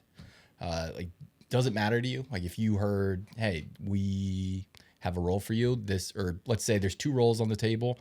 One pays a little bit more, but it's shot on a blue screen in a volume. You're hilarious, Bob. you know That's hilarious. in the Hilarious. volume or wherever it is in the ether, or you get to go down to Miami and have these beautiful sets. It depends on the role, but Miami obviously was chosen by the creators of the show because Miami's a character in the show, of course. Yes. And you can't put a camera down in Miami without capturing the essence of that city and all of it, good and bad, and the culture, the whole thing. And so that was why they chose it as a backdrop to the show. And I've never shot there before, but it was wonderful. The city really welcomed us. The crew were terrific. I mean, they even made T-shirts of my character. I've never had anyone do that That's for me awesome. before. I mean, just it was really a joyful. And the cast, you mentioned the cast, how much you guys enjoyed the cast. We all bonded on this show, you know, and that's rare. It's always wonderful when you work with talented actors who happen to be nice people. And it turns out, you know, I hit the jackpot with this show. These guys are all just terrific. They're really talented, but they're really good people. There wasn't a single ego on the set. It was great. Did y'all go out to eat anywhere Always, down there? Like, always. do you have I any, let them did you pick. come away loving any? You know, there were any certain local. foods? There were a lot of guys who got there before me. Of course. Yeah. So they'd already scouted the town, and they're like, okay, this joint, and this one. So I just let them pick. You know, It's cool. There are so many good crime shows that have taken place in Miami. I mean, 'Cause Dexter. Beyond Dexter, yeah. Like Dexter. even like you remember Burn Notice? Oh yeah. That was a Burn great Notice, show. sure. That was USA great Banger. show. Sure. USA Banger in Miami, and that was kind Right. of he was a private detective in a sense, kind of a fixer, I guess, but Right. like kind of the same thing too. And that beautiful backdrop, I think, is so colorful. And you Well, have so many Miami different Vice. things. I don't know. Oh, Of course. I don't know. Oh, and there's the new Miami Vice too coming. Oh yeah. Have you heard Forgot about that? No. Oh yeah. Kaczynski directing Austin Butler and Michael B. Jordan in Oh, the yeah. new Miami Vice. That's Sounds glossy. boring. That sounds awful. How could that possibly? How could it possibly work? But again, M.I.A. Fantastic series, like you were saying, young actors, where you're getting a chance to like see a combination of like vets like you and Olmos and like all these other great actors and these younger people kind of like making their strides through in very difficult, I would say, acting challenges. Right. Because they are, you know, like you were saying, there's a lot of moral struggles here. Yeah. There's a lot of like revenge. There's a lot of like John Wick like action crazy sure. sequences. Yeah. It is difficult, and I'm very impressed by this Oh, young crew. thank you, Jack. That means a lot. Thank you for saying that. And again, on Peacock now. But of course, while we have you here, we'd love to talk to you about other stuff that you've Sure. done as well. Starting, of course, with The Princess Bride. I mean, Which is like we have. It's like we both have the criterion. Like we talk about Yeah. this movie constantly. constantly. Yes. Oh, you guys are great. We who were we interviewing with? We were just talking about this with Paul Walter Hauser. Yeah, you're part Okay. of the Yes. legendary run of the late Rob Reiner. And it was relatively early when you got this role in your own career as well. What was different about the way maybe he directed versus the other people you had worked with so far? Well, the thing is about Rob, you know, actor-directors are always a joy because they understand the process. And, excuse me, Rob had already directed a couple of films that I'd seen. Obviously, Spinal Tap, which was groundbreaking, right? And The Sure Thing with John Cusack. But I was aware of his work from as a kid, watching All in the Family and Archie Bunker's House. And so I was a huge fan already. And he didn't realize that. He thought, oh, this is a British kid. How would he possibly? And I was like, no, you don't understand. I've been following you for a while. So we hit it off right away. And he was just a joy to work with. I mean, I miss him terribly. We laughed every single day on the set, guys. There wasn't a single day without laughter, not one. So imagine that memory, right? I mean, you can't beat that. The only other time I ever had that was with Mel Brooks. Oh, my gosh. right after too. a couple Have years you later. watched the Brooks documentary? it's tremendous. A minute. With, So you It's okay, Bob. No problem. Don't bother watching it again. I'll leave. I'll just go ahead and go. I'm teasing you, man. But It's all good. back to like the last, you told a hilarious story a few years ago about Andre the Giant's 16-second fart Yes. on the set. Yes. Were there any other? Groundbreaking. Literally. Literally He said groundbreaking. steam was coming off of his head. Yeah, I don't know why, but that is something that's seared into my psyche forever. He was a lovely guy. He really was. That was his first day shooting, and so it was during the storming of the castle. So it became known as the storming of the castle scene for all of us.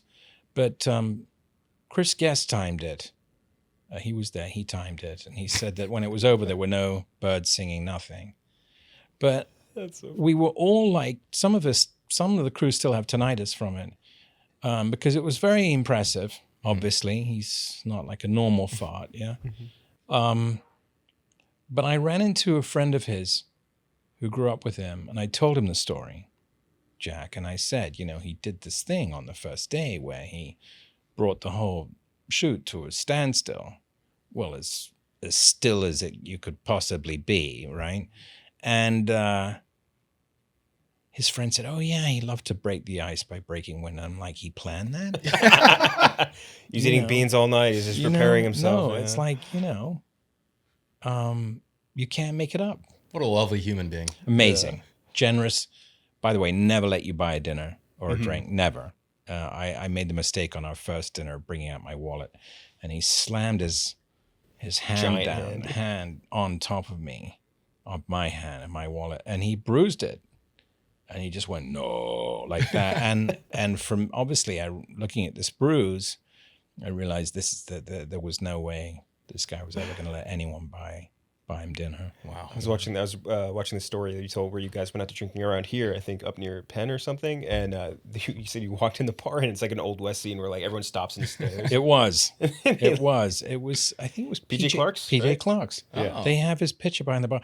Well, they loved him there, and they knew what to make him. Obviously, he had his own particular drink that he had. And he was being followed by a police detective because we went bar hopping. Obviously, I was sipping. He thought that was funny, but I wasn't gonna be. Don't have that kind of constitution to drink on that level. Anyway, I don't think anyone does. But so now we got to the third bar. This is good for this show, since you are drink related. We get to the third bar, Jack, and I see this guy. The same guy from the first bar sitting a few tables down. And I said, "Andre," he goes, "What?" I go, "I think there's someone following us." And he turns around and he looks at the guy and he looks back and he goes, "Oh yeah, don't worry about it." I go, "Well, you want to tell me what's going on?" Turns out that NYPD had an undercover police officer following him whenever he went drinking. Because one time Andre had come out of a bar and slipped and fallen on someone. Oh no. And they described it as a building falling on top of them. and obviously they lodged a complaint with NYPD. And so after that point, they told Andre, just to notify them when he's going out. And they would just go. I thought it's a pretty easy gig, by the way, for a cop to go drink it, because he had to drink, he's like, "Oh, I got to drink for off work, duty," right? Yeah. But the guy had to follow him around, make sure he was safe. Just like insurance. Yeah. Yeah. So he said, I got my own bodyguard. So he's like, yeah. Oh, that's amazing. Another movie you were in that I think was I don't think, obviously it was a global sensation, was Saw. And I'm curious what the moment was for you with that movie, especially in the horror world, which operates, I feel like, slightly differently than some of the other genres. What the moment was when you realized, like, oh, this is like a global phenomenon. Like, this is really taken off. Well, the first weekend, we were all very surprised by it. The budget of the film was like little over $1 million. And I think it made like over 100 million on the, so they were, obviously the producers were very happy about that. And it was a brand new kind of horror film. The press dubbed it splatter porn. I don't know if I would say that. And so, yeah, it's not, personally, that's not the kind of movies I like to watch. I get it. And I'm in it, so I don't need to watch it. But I understand how people are obviously attracted to that, because it's a new kind of horror film, and it obviously spawned a lot of other films that really covered that kind of style of filmmaking. And so I was obviously very impressed with the filmmakers on how they managed to come up with that. Do you watch many of your movies? Are you one of those? No. Yes. No. Why? It's no point. Hey, listen, I'm not going to watch this podcast. There's nothing to be gained for me. It's just an exercise in torture, because all I can see is my mistakes, right? And so that's not pleasant for me, right? I can see where I failed, and so I don't need to read critics who bag on me. I'm like, dude, you're not even close to where I'm worst at. enemy. Yeah. Well, one situation where you wouldn't have to watch yourself, you have done considerable voice acting. Yes. with Studio Ghibli, one of my Yes. favorites, Whisper of the Yes. Heart, and then The Cat Of course, so Returns. good, You've also yeah. done Batman Beyond. Yes. But with Ghibli, did you feel a difference? Because I feel like they have such a great reputation when it comes to not only casting their voice actors, but Right. working with them. Did you feel that difference, or do you notice any difference, or what was your experience working with them? Well, again, Miyazaki didn't direct all of the ones I was in, but with that studio, there's a level of, I mean, it's groundbreaking. Let's call it that. Yes, Let's of call course. it what it is. It's groundbreaking animation. And we were basically brought in to dub the English versions. Yep. And so the challenge was they weren't going to redo the facial movements of the characters in the show.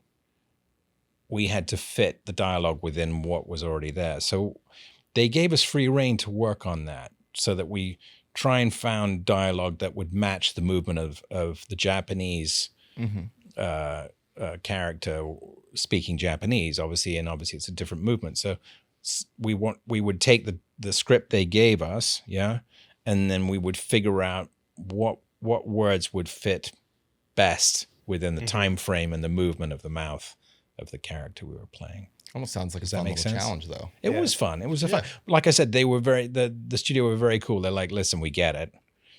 What we want is for people to enjoy the film. Of course. We so whatever you can do to help, audiences not be distracted by that. So, as long as the intent is there and the performance is there, they were very cool about it. So many people are, I don't know if you know about that, but people are weird about watching the dub versus sub, but I think their dubs are just simply Their dubs are great. phenomenal. incredible. They're great. And they did a great job of finding young talent too, because they have a lot of obviously young voices. Oh, yeah. And some of the young people that they cast go on to have phenomenal careers too. It's great, crazy how good they were. at Yeah, it. no, I was happy to get that call. Big fan of their work, and yeah. Yeah. We'd like to do something with you. We could just call it the 6-pack. It's just like a 6-pack of drinking, of course. We're gonna drink. I wish we had it, but it is it's 6 rapid fire questions, as rapid as you would like to be. Okay. Anyway. The first of which being, there's been a lot of talk about a late sequel for Days of Thunder. Oh, Because there has been some success with Top Gun Maverick. right. And now, obviously, Kaczynski has been so great with Right, racing. sure, And sure. they're like, hey, maybe we could put this back together. Would you have any interest in joining that? I would love to. I mean, obviously, I love working with Tom. We've done 3 pitches now together, and that's above my pay grade. I have no idea what, if I get the call, great. I love working with Jerry Bruckheimer. He's a fabulous producer, and so we'll see. I don't know. We'll see.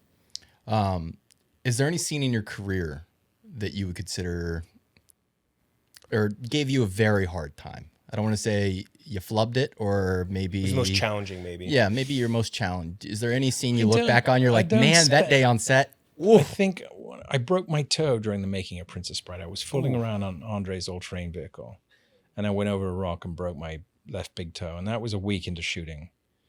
And so that was definitely something that got the producers very excited, because we're a week into shooting, and I'm supposed to be running and sword fighting and being chased and the whole thing, and now I'm limping.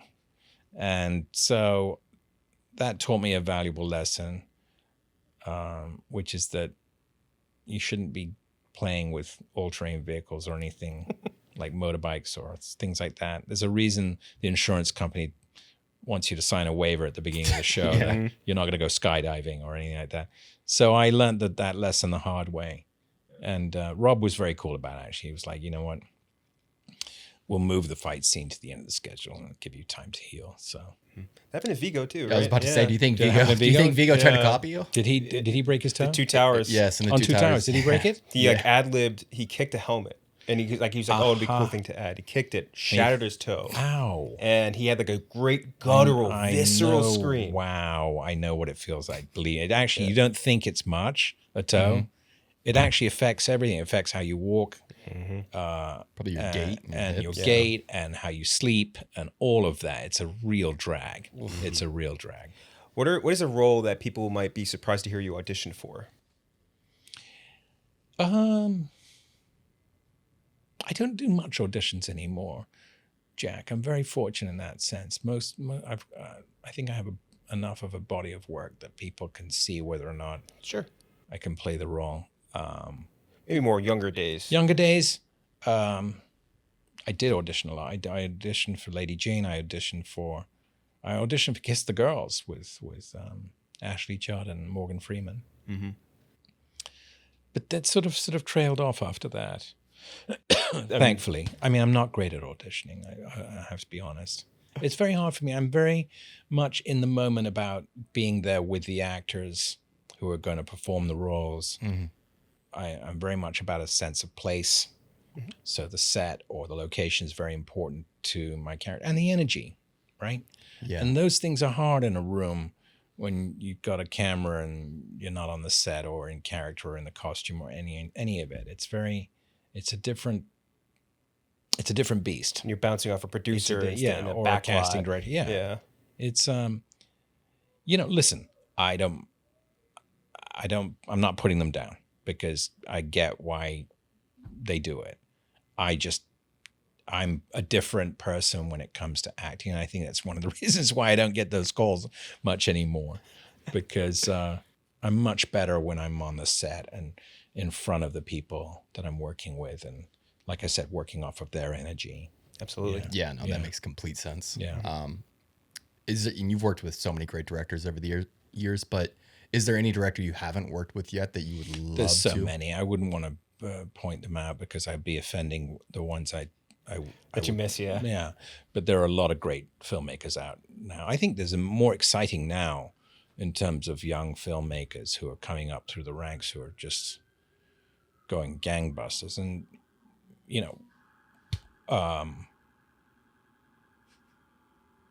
New York is always exciting New York. because there's something going down all the time. Constantly. There it goes. And they fade out. There you go.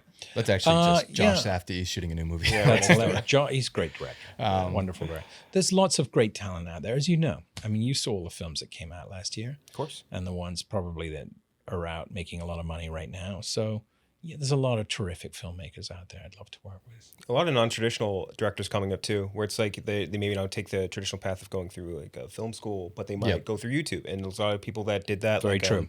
They Talk to Me and Bring Her Back directors for them through YouTube. A lot of guys the Filippo brothers. Yes. Yeah. Right. A lot of really interesting guys coming up through there. What is a movie, just speaking of, I guess, what is a movie or show recently that you've watched that you've really enjoyed that maybe you would recommend to people? Well, there's the one that's in the zeitgeist right now would be Fuqua's Michael. I think that it's captured people's imagination in a way that few could have imagined. I mean, it's going into the theater and watching it and having folks stand up and dance and sing it's like a live show, Mm-hmm. And it's a phenomenal film. You got it with like a big crowd when you saw it? Yeah, it's packed. Even on a Monday fun. night, I was like, wait.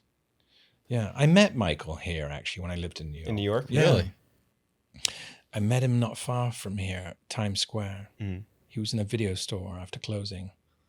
He was in Times Square? Yeah, I know. That's crazy. Yeah, What? I know.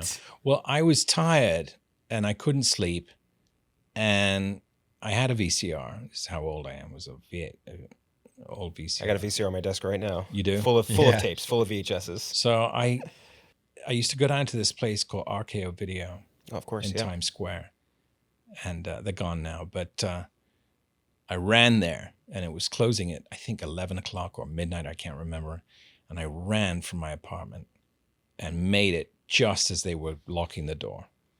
And I begged the guy, and he's like, "No, we're closed." And the manager saw me, and he knew me, thank God. And he's like, I said, please, I begged him. I'm like, please. He's like, okay, open the door. I came in. He's like, Cary, we're closed. I'm like, I know what I want. It's all good. I'm just going to get one tape, and then I'm gone. I promise you I'll be out. Okay, go. So I go upstairs, and I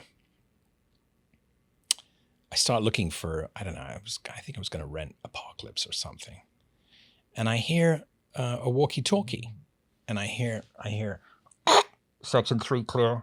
I'm like, oh my God, there must be a fire. or robbery, right? And I'm thinking it has to be police or fire department or something. And I'm looking around going, oh my God, what do I do? And then I hear another walkie-talkie going, Section A, clear, Section A. I'm like, I turn around and there's a huge bodyguard there with a walkie-talkie in a black suit and a tie. And he's looking at me like he's literally twice the size of me. Like, what are you doing here? And I thought it's Secret Service or something. It must be something. And I turn around the other way and there's Michael right there, standing right there. And I'm like, oh my God, like what anyone would say, saying Mike. I'm like, oh my God. He goes, oh, hey, how you doing? I'm like, I can't believe this. He goes, yeah. You know, like it's not a big deal. And I didn't know what to say to him. And I introduced myself and he said, oh yeah, he knew my work. He'd seen Princess Bride. And I said, can I get your autograph? Is there any, I didn't know what to say to the guy. Yeah. Because we stood there for a bit saying nothing. And he said, yeah, sure. So I pull out a pen and a piece of paper. And as he's signing the autograph, a bodyguard comes up to him and goes, sir, they're all out of Pinocchio. He'd come to rent like a Disney movie. Yeah. You know, God bless him. And he was like embarrassed by it. I'm like, hey, I love Disney as much as the next guy, you know. But yeah, he'd come in. That's why the store was closed. Mm-hmm. They closed it for him. That's incredible. I love the moments in Michael where he's sitting there watching the movies. You can see him putting the pieces together for the thriller, and you can see his like the gears turning in his head. Yeah. So it's nice to hear that he really was just a cinephile. Big like that. cinephile. A Yeah. massive cinephile. I mean, you look at the directors he's worked with, right? Of course. You know, Scorsese, Coppola, Landis, Scorsese, George Lucas, Well, Landis on Landis. Yeah. I mean, amazing. He was a real cinephile. Loved movies. You know? That's so funny. Imagine like you on the one end of the story getting Apocalypse Now. He's on the other end getting Pinocchio. Well, that's tremendous. My God. And then to finish up, you grew up both in the UK and here. Yes, sir. A big debate online, and it's been going on for years now, is our debate between cuisines. Do you have a preference You are between qualified That's here. hilarious. between American cuisine and British cuisine? You know, growing up in England, you know, I grew up there in the 60s and 70s, Bob. And so cuisine wasn't really a thing in England back then. It is now, obviously. I think it changed with celebrity chefs and all of those things that started happening on television. And so now there's a huge influx of quality restaurants all over the UK, not just London. And so I kind of left the UK before that all happened. And when we were shooting Princess Bride, I mean, the food where we were shooting was not, I mean, Andre would go over to France and bring food over for everyone. He'd rent a truck and pack it full of food. He couldn't, he was actually, everyone thought he just ate anything. He didn't. He's French. He had a very fine palate, and he didn't want to eat like stuff that had lard in it. Toad in the hole. No, none of that. So he fed us, which was great. But, you know, I got here, and by the time I got here in the 80s, it was already, you know, New York was already had a big, you know, fine cuisine thing going on. So, yeah. So in answer to your question, could I compare the two? I wasn't there when it was comparable. Listen, we're gonna take. I wasn't here. We'll take the win here. You know what I mean? We're counting. No, for real. For real. I think, you know, going back now to England, I am finding that they've caught up in a big way. You know. I'm going to Italy in a couple weeks for the first time, It's and a I rotten cannot gig. wait. It's a rotten gig you have, Jack. It's a rotten The gig. best part is I'm You in the know. wedding, so I can't even say like I can't swing it. It's I have to do hilarious. it. You have to go. I have to go. and eat Which part of great. Italy? Going to Naples and then to Sicily for the Napoli. actual wedding. Yeah. Now, there's a restaurant in Napoli they claim, write it down right now. is the birthplace of the pizza. Okay. So you might have to check that out. Neapolitan pie is my favorite pizza. pie. There is a place you can look at. There's several who claim they are now because once this guy started getting a lot of hits online, There were neighbors who were like, you know. But there is, I think you can find it. Okay. There is a guy. It's a wait. There's a line, and but it's apparently worth it. Yeah, sometimes it's worth a line. Food is always worth it, man. Yeah, always worth a line for the experience. But again, here to talk about M.I.A. Mitch, Yes. if you're watching this now, it's already out. A whole series is on Tik Tok Yeah. right now. Watch it. Again, it's like a kind of a mix of, like we were saying, you get a mix of like crazy John Wick action, insane like sequences, Yeah. combined with like a legitimately like very well thought out dramatic storyline. So get those two things together, you get a really good series. Make sure you check it out. Again, all on Peacock right now. Thank you so much for joining us. Thank you, Jack. Thanks, Thank Bob. you. Appreciate you guys. Let's talk about Nepo kids. More and more, I feel like, in Hollywood too. And I feel like a lot of the younger ones, we're not even sure if they're any good on screen, but there's we talked about a few today. Louis Pullman getting a lot of roles, right? Son of Bill Pullman. We've talked about the bad, and I feel like for a lot of times when Nepo kids come up, it's a bad thing, but we're talking about the good thing. So we did our top 10 Nepo kids in Hollywood. Now, the caveat is have to have an influential or famous parent. Can't be like some like the parent acted in like one thing, had like a side role, it didn't really matter or count. But it could be a very rich parent that got, helped them have some influence to get a role. It could just be someone in Hollywood as well. So we all did our top 15. We did ranked choice. I gave a little bit of weight. So like if you were number 1, you got 30 points. If you're number 2, you got 28, so on and so forth down the list. And so I have our top 10. And I'll say, just like I did for our top 50 movies of the century so far, I'll say where these people landed on every list. Number 10 was on Kirk's list, Klemmer's list, and my list. Kirk and I had him at this person at 8. Klemmer had him at 10. I keep saying him. It's not a him. It would be the daughter of Eddie Fisher and Debbie Reynolds, Carrie Fisher, Princess Leia herself, at number 10. Kirk, you also had her at 8. Yeah, I mean, just in terms of like a Hollywood figure too. First of all, she plays, you could argue, the most famous female character in movie history. And then just, she's the subject. Meryl Streep played her in a movie, all the rewrites she did over the years, just her life in Hollywood. I mean, she literally, like, just as a human being, like, introduced bipolar disorder, like, to America, like, sort of regulated it. And just a crazy figure in Hollywood history. All married to Paul Simon, just an enormous. And she, was also open. She's like, yeah, I was a Nepo kid. Like, yeah, my parents are super famous, and I was fucked up because of it. And she's, making shampoo with Warren Beatty when she's 17 years old. Blues Brothers. She, on the set of the Blues Brothers, like, Belushi was going up to people and being like, you got to stop giving her drugs. Like, she's fucking crazy. Like, she was the crazy one, the set of the Blues Brothers. Return of the Jedi, obviously, for me, is influential, still forever. Just an enormous, enormous figure. And the book about her a couple of years ago, Life on the Edge, is excellent. I think Sheila Weller wrote, I think her name. Very good. Her tombstone's a big pill, no? I think. Is that right? I think so. Am I crazy? There was something with her. Yeah, I forget what it was, though. And her mom died the next day, I think, or something? If you lopped off next day. everything after Star Wars, she's still on my. It's like like you said, she is probably the most famous female movie character of all time, and will be forever. Like, just a staple icon of pop culture. So, pretty. I thought pretty easy one for me personally, just a Star Wars fan. They had her ashes in a big Prozac urn, by the way. That was it. That's Okay. That's kind of What a woman. There's a ton of rewrite work, by the way, too. Super I was bright. back and forth on including her, but like there's been a few reels going around the past like week too of like old interview clips of her just talking about doing LSD like on like every Crazy. country she could. She's like, I would just travel just to go do LSD in the desert. Like any country she wanted to go, I was going there just to do LSD. She's just, what a woman. Brilliant. What a woman. Brilliant woman. was too. so- She was a script doctor. Ton. Yeah, like in the 90s, early 2000s, like Tons of people would work. call her in to like fit because she was so smart and so witty. Like she had a remarkable career. She was so famous as Princess Leia that for me, I remember when my mom took me to see When Harry Met Sally in the theaters, and it was jarring to see her like in a different movie as a kid.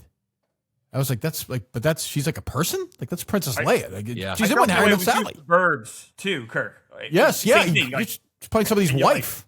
Yeah. Yes. Yeah.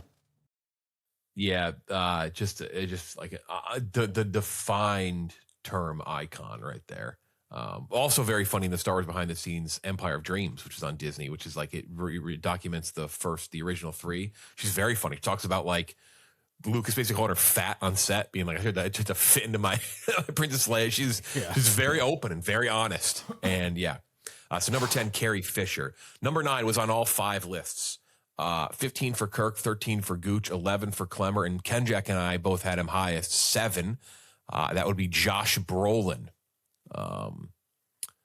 son of 2 people who were in Hollywood. Obviously, James Brolin, father. Josh Brolin comes in at number 9. Kenjac, you had 7. Yeah, I think he's like a really interesting actor because he's really good at both these very serious stuff, like when you watch something like No Country for Old Men, but he's also really funny. Like when you put him in a comedic role, he's also really good there too. I think he's a really good, and he also had a really interesting renaissance because he obviously like Goonies and all that, but he kind of falls off, comes back, does like some bad movies like Jonah Hex, but also comes right back in and does phenomenal stuff, like even like Dune. Like he is just, I think, a really interesting and well layered. I mean, I know he's a CGI, but like he plays an icon of villains now in movies with Thanos, and played him really fucking well too. I think he's got a good groove right now. He's just having fun. Sorry, Clem. He's just having fun right now. Like he's found his groove last year, Running Man, and in the Knives Out movies. But like, when he did Flirting with Disaster in the mid '90s, I was like, holy shit! Like he's where, and then he went away again. But yeah, he's great. Always good. He's such a good actor too. Like he's obviously really handsome, but like he now can do this character actor stuff as he gets older. And like it's the point like where it Knives Out, like he like lights up the screen. Like when he's on there, like he jumps on the screen. It's like, oh, this guy's a really good actor besides just being like the handsome kid from the Goonies. Like that's pretty good. He's got another 15, 20 years in him. I wouldn't be surprised if he gets an Oscar nomination. He's got a real face too. I'm holding this book up right now. Just an all-time Hollywood loon. Like the poetry book that he made. Oh my fucking unbelievable! Is that what you have? Unfucking believable. That book. It's so it's unbelievable. Here's the Timothy Chalamet one, just an excerpt from it. The way you hold my gaze makes me fear my own age. just a one-on-one, just wacko. But he has been nominated. He's had like one of those careers where he's up and down and just comes back time and time again. He's great. Yeah. I meant another one. Oh yeah. I think he definitely gets it. Definitely. Absolutely. One of my favorites I met when working at Good Morning America about, like one of like the few who like normal guy, just like always said hello, like asked how Burn's doing, told some stories. Yeah, he was one of my favorites in Hollywood right now. It has been for a while. Number 9, Brolin. 8, just mentioned Thanos. Talk about his foil. On Kenjac's list at 3, on mine and Kirk's list at 6, that would be one Robert Downey Jr.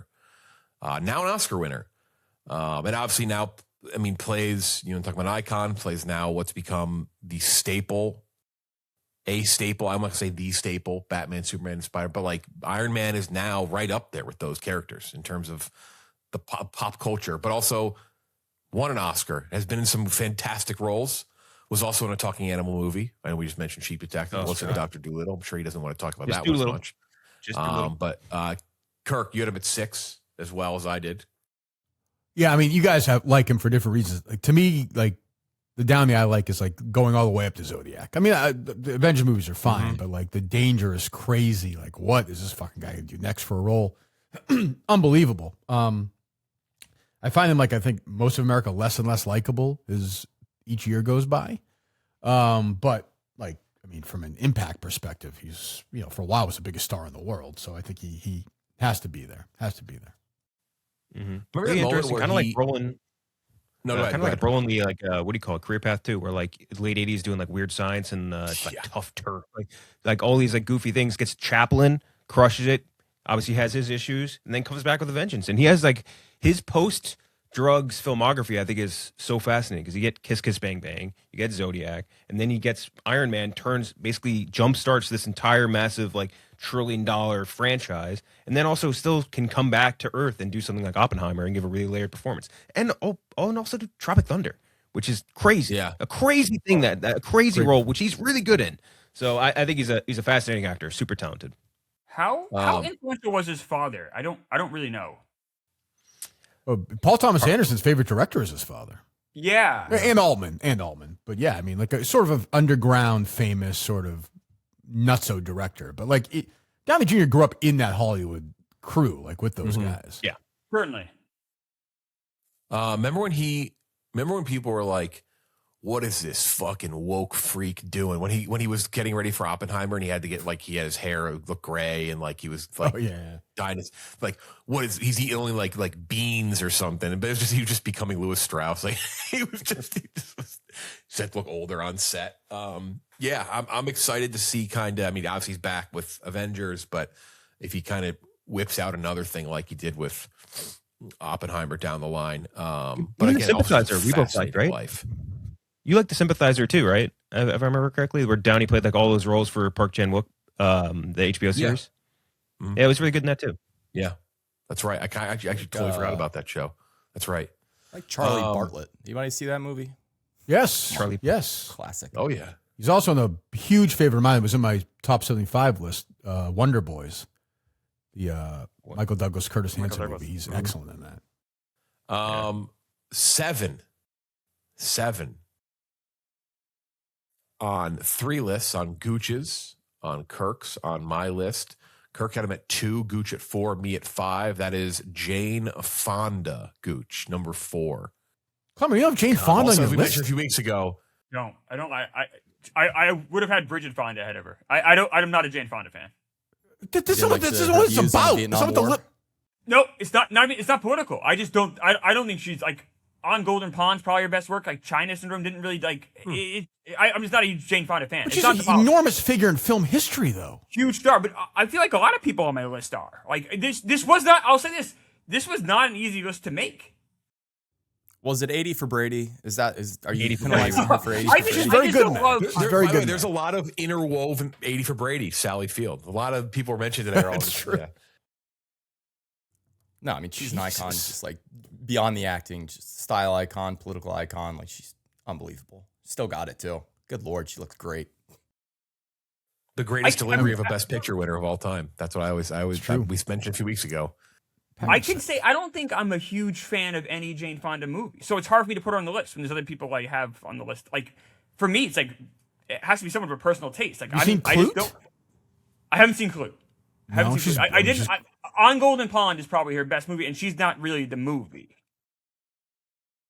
Yeah, I just mean from just a career. That's fair.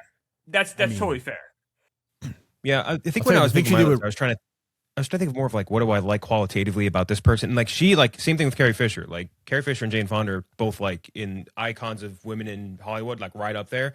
I just, outside of certain things, like I just don't love the pure volume of all of their work. So like, it's just that was tougher for me to include them.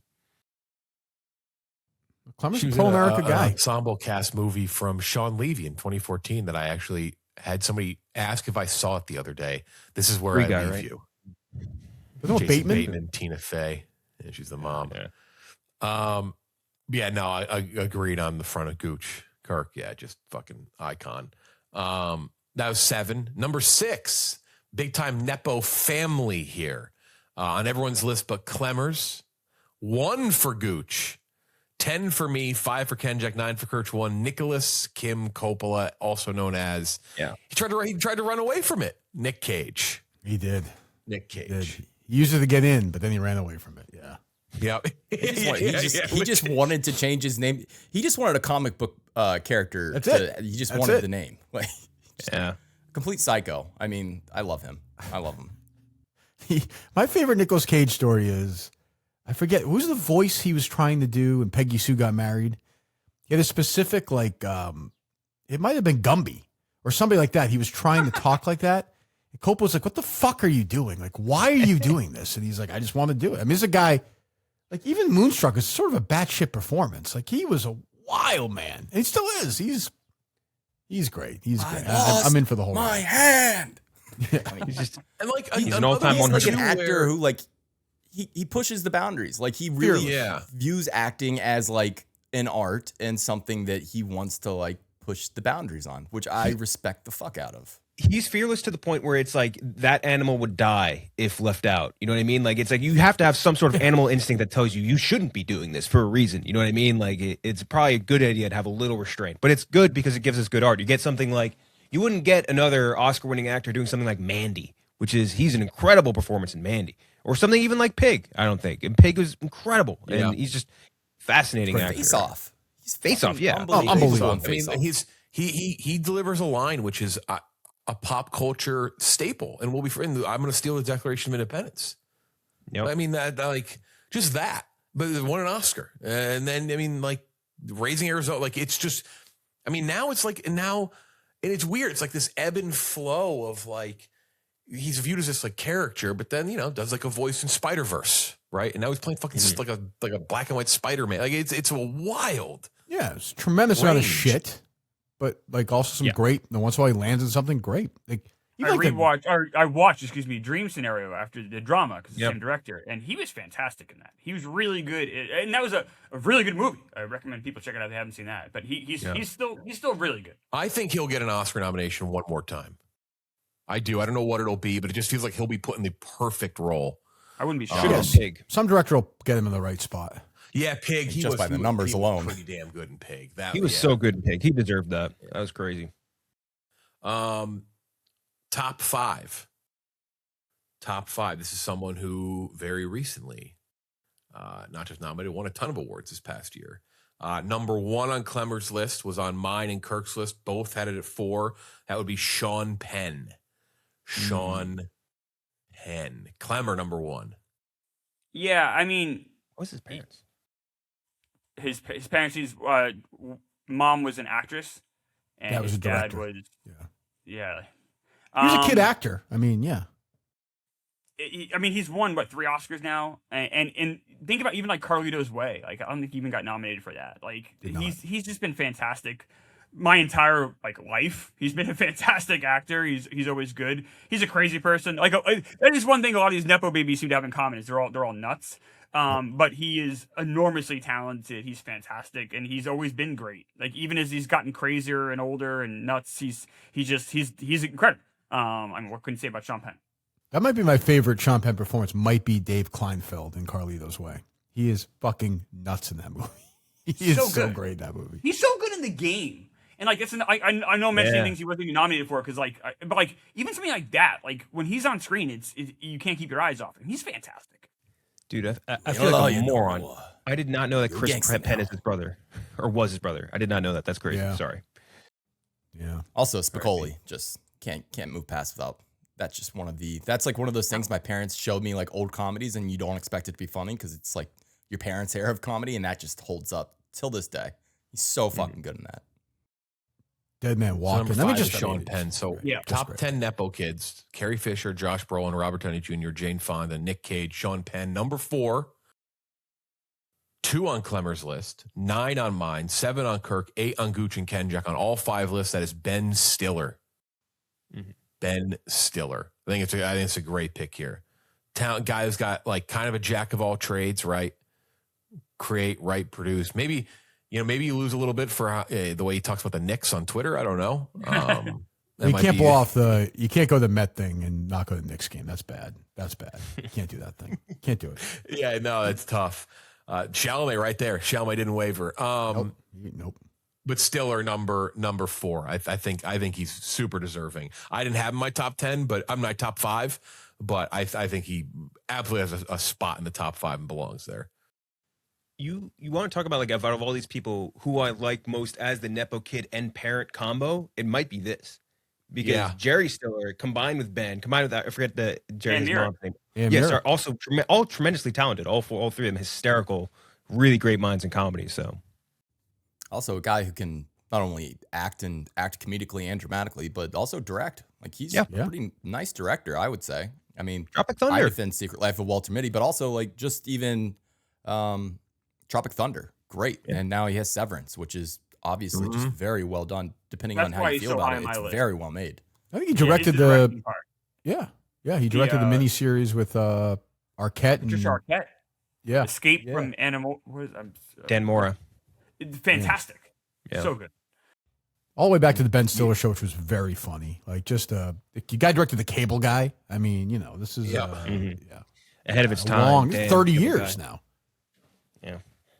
It's just some like very just funny, small, iconic roles, or like villainous roles, and can kind of do. I mean, from fucking absurd comedies like a Dodge, but even just like, oh god, Arrested Development, Tony Wonder, the magician. Yep. That's like one. Yeah, first- I'm such an Arrested Development fan, but that'll always be like a thing I think of right away with Ben Stiller. First Happy Gilmore, even, just sort of. Yeah. Dude, Yeah. If you're a Even like, teenager of the '90s, like Reality Bites was like a really important movie, like for a few years. If you were of that age, like me and my friends, like we watched that religiously for like and now he does it as an adult. It's incredible. He's great. Kirby Enthusiasm too. Very funny in that. He's just so Yes. good. He's good in everything. Oh, right. Yeah, really it's the funny in producer season. Great season. Yeah, that season is so funny. God damn it. Schwimmer too. That's another one, a random great in that season. Damn. Gotta rewatch that. So Stiller. So the top three are all pretty close. So just for how we did points wise. If you're number one, you get 30 points. Number two, 28, so on and so forth. Carrie Fisher is at 10 with 44. Josh Brolin, 954. Robert Downey Jr., 66 points. Jane Fonda, 74 points, 7. Nick Cage at 6, 78 points. Sean Penn also at 78 points, number 5. We broke the tie because they had more spots higher up on people's list. Ben Stiller accumulated 92 points for our rankings at number 4. The next three are separated 122, 126, 130. So all very, very close. Number 3, best Nepo kid in Hollywood on all 5 lists. 7 for Gooch, 4 for Kenjac, 6 for Klemmer. Kirk and I both had this person number 1. This was a no doubter for me. That's Michael Douglas. Klemmer, you mentioned The Game. The list goes on and on, from Wall Street down. I mean, fucking China Syndrome. Speaking of Jane Fonda, fucking not Wall Street 2. Falling Down, love Falling Down. Produced You just go Cuckoo's on Nest. and on with I him. mean, The Romancing the Stone movies. yeah, he is a bigger star than his father was, which is Crazy. incomprehensible, I think, for people. It's like he is one of the 20 biggest stars in the history of Hollywood, I think when you look at the producing, the starring, from like producing, say, Cuckoo's Nest all the way through, say, like 2000, Michael Douglas was a huge star. The guy did Wall Street, and it wasn't the best performance he gave that year. It was better in Fatal Attraction.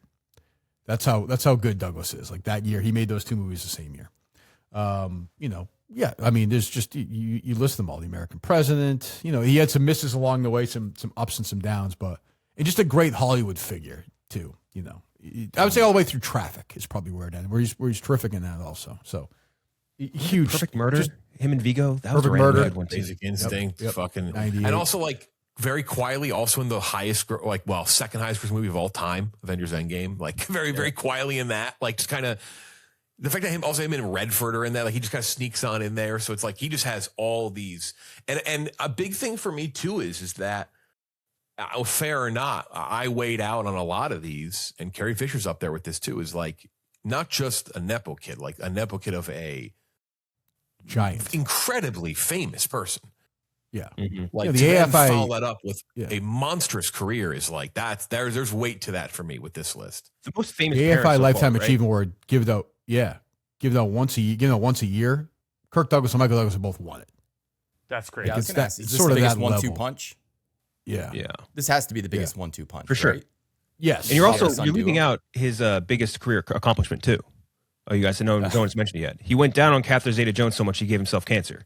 Yeah. That it's is true. You willed it to happen. that later. needs to be. You want to know what a big Pantheon. star Michael Douglas was? Like, so he did a movie with Demi Moore about sexual harassment. It's called Disclosure. and it made like $200 million. Like that, how is that? Like that's how big of a star he was in the '90s, where people rushed Huge out book, to see a but movie yeah. about like an office sexual harassment. Yeah. Mhm. Yeah. Just a huge star. Also Ah, played see, Benjamin that's Franklin, way. full circle. Behind the Candelabra, that Soderbergh. Yeah. Uh, Him and Matt Damon. yeah. He plays Like Liberace. Liberace. Yeah. Yeah. Yeah. Pounding away. Number 2, this person, a little bit related to this person in terms of career, not achievements or filmography. Number 3 for myself and Klemmer. Number 5 for Kirk and Gooch. Number 1 for Kenjac. Michael Douglas was in a movie directed by Rob Reiner. Very recently passed away, very tragically. Lost Rob Reiner last year, but I mean, we talked about it when he died. I mean, just a filmography that is just ridiculous. Mm-hmm. One of the greatest, we talk about it a million times in the show, but one of the greatest stretches of movies I think any director's ever had ever. And like we mentioned before, like Nepo kid, his dad, super funny, well-liked, well-known. He becomes an actor, is a good actor on one of the biggest TV shows ever, and then also just becomes a great director. It's like the career path for him was insane. And I think he's one of the most talented guys. To me, the most talented Nepo kid. But yeah, I would respect any other opinion on that too. Yeah, legitimately starred, was, third billed in the most important television show ever. Like, there's no question. Like, everything, nothing else exists without All in the Family. He contributed to that. He wrote as well. I'll learn from there. And then, like Kenjac was saying, that run, that like 8-year run of movies is like insane. Maybe the most watched run any director's ever had. Like, it's all not even different close. genres too. Exactly, all different genres. It's insane. No director does that anymore. It's nuts. I don't think, not anymore, Kenjac. I don't think other directors can do it. Like, it's That too, it's really hard to do. Yeah. Make sure you, by the way, we have Cary Elwes on this episode, and he Yep. shares some great stories Oh, behind the nice. scenes, Princess Bride.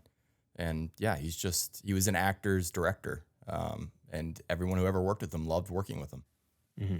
Just to span that depth of genre and just be so successful at anything is just fucking crazy. So yeah, super deserving. I think we all had him top 5, and beat out by someone who we also all had top 5, just a little higher for everybody. But Rob Reiner, very deserving too. And number 1, all had this person top 5. Everyone had them top 3 except Klemmer, who had him at 5. I had him at 2. Kenjac had him at 2. Gooch had him at 3. Kirk had him at 3. That is Jeff Bridges. I mentioned Cutter's way earlier. So Jeff Bridges, number 1 on our list for Nepo kids. Yeah, this I went back and forth a little bit, but Douglas, just the career achievements, and also there's a little bit with, again, being the son of Kirk Douglas to be then that successful. But Bridges could have easily been number 1 on my list. Easy. Mm-hmm. Yeah, super talented across multiple genres too, and also like we're saying, very famous dad. Not obviously nowhere on the same, I would say, planet as Kirk Douglas, but I mean, I think Bridges. When you look at all the different movies he's done too, like if you watch something like Crazy Heart or True Grit, you're like, how is this the same guy that's doing Big Lebowski? Like you're doing something like that. So super talented. Always appreciated him. He's always great. He's always a great add to whatever he's in. When I'm like, oh, Jeff Bridges is in this, I want to watch this. Old Man in the Gun or whatever, like the Hulu series. I'm like, yeah, I want to watch this because Jeff Bridges is in it. And I like him so much. So there's also a great fun presence too, right? Like there's an aura about Jeff Bridges that people just get attracted to for good reason, because he can kind of do everything. He's a Swiss Army knife for like types of performances, and you just kind of love seeing him on screen. I'm sure most people have seen this, but if you're talking about Nepo kids, the one movie they really did together is The Fabulous Baker Boys with Bo and Jeff. It's fucking great. I mean, Michelle Pfeiffer. Bo's great too. Yeah. That's like the movie great. that put It's her on a now. great movie. Bo Bridges, by the way, is a great actor. But Really like, good. all the way back to Thunderbolt and Lightfoot, all the Last Picture Show. You go all Starman, Against All Odds. Lebowski, obviously. Even the movie like The Contender, he was nominated for. He's a lot of fun in that. When you put him in, you're right, Kendra. When you put him in the scene, I wish he did more of it. I wish Bridges did more kind of like 1-2 scene cameos in movies over the years where he just pops in and kind of has fun and gets out, because he was always great. Hopefully he's got some stuff left in him. How many Hot Oscar Water too. I nominations, forgot about. Kirk, for him? Oh, I would guess he probably has 7 or 8. No? Like, he's been doing movies for, like, when the Last Picture Show? 72? 60? No. Oh, yeah. 71. Yes, I think that's right. 71? Yeah. So, like, we're talking, like, and I know he did stuff even before that, but, like, because he was a child actor, but, like, what was that, 55 years of like, good work? That's crazy. That's an insane career. He could easily, I have him 5, whatever. He could be number 1. Like, at this point, like, you talk about, like, Sean Penn, Rob Reiner, like, at this point, these are just incredible talents. Right.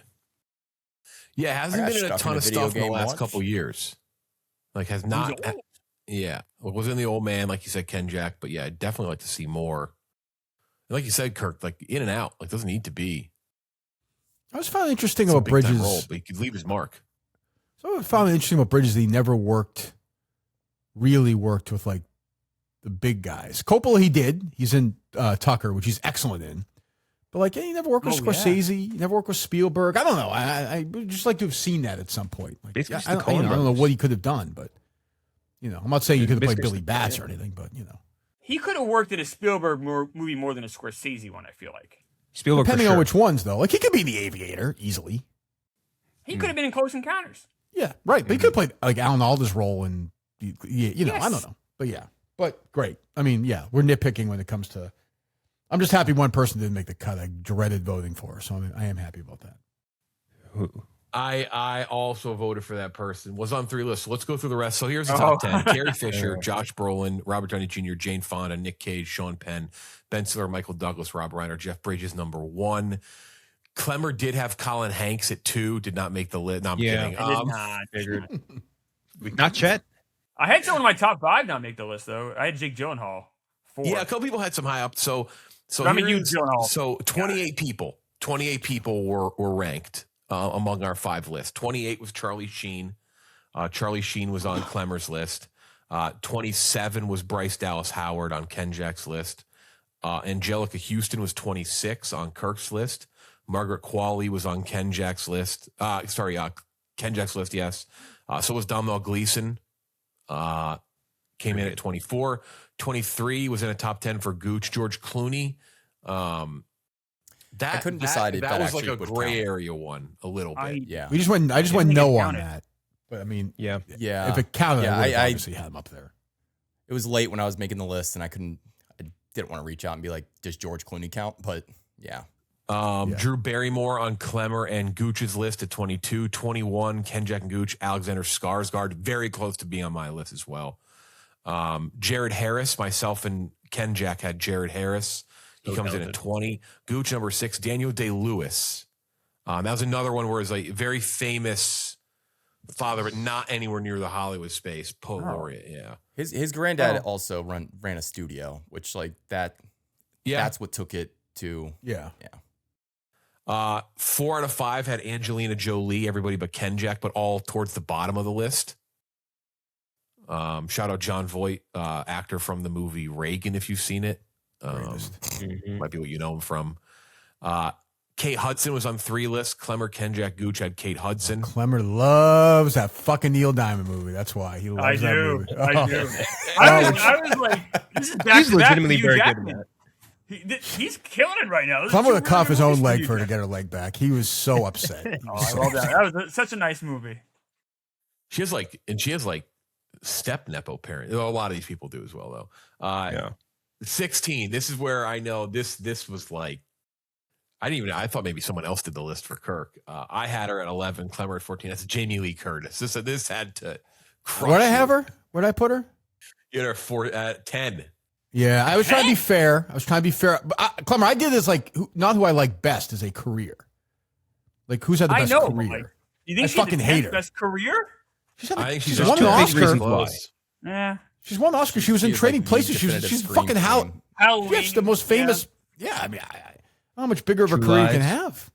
I know. Yeah. 15, Klemmer had her at 8. I had her at 14. Kirk 13. That is Shark Tank judge Gwyneth Paltrow. Fuck no. Came in at 15. 14. I actually thought she was going to make the list. Gooch, Kenjac, top 10. 15 for me. That's Sophia Coppola. Yeah. Does I have her in does my- the early career hurt her? Not as an actor. Not as an So I actor. had her As in the- specifically as a director. I had her in the next thing we're gonna do. She wins my Comeback Player of the Year award because if we had done this list in 1992, she would have been she was like the first Klemmer. You remember this? Like Oh, yeah. people were like, "What the fuck is this fucking asshole doing in this movie? Angry. Fuck her, she's terrible." She There was was horrible in the rage movie. about this. Like, why did her father put her in this movie? And then Good she went question. away very wisely and has had a great career. Great career. Yeah. She just can't act. Great director. No. Great director. But yeah, yeah. she's a great director. Great director. Gooch, number 2, lands at 13. Kurt Russell. Yeah. I was shocked he didn't make the list. I fucked that up. I forgot. Yeah, I I forgot didn't- his dad was an actor. I didn't know he was a Nepo baby, honestly. Yeah, I know he's Bing, a is kid it Bing actor, I Russell? know. Is that his dad's name? Yeah, Bing Russell. I think yeah, so. That's on me. That's probably a miss. That he should be. That's now throws the entire list. He would have. into- He would. This list is now bullshit. I love but Kurt okay, Russell. keep going. That's another connection. He would to definitely the- be in my the- list. Yeah, he would Another be my connection to list, Kate yeah. Hudson. Yeah, there's a whole Nepo like ring there. Jake Gyllenhaal, number 11 for Kirk, 4 for Klemmer, and then the 4. person on the wrong side of the bubble, which almost made mine. Kirk made yours, and then you took her out, so almost made the list. And that's Laura Dern. I like Laura Dern a lot.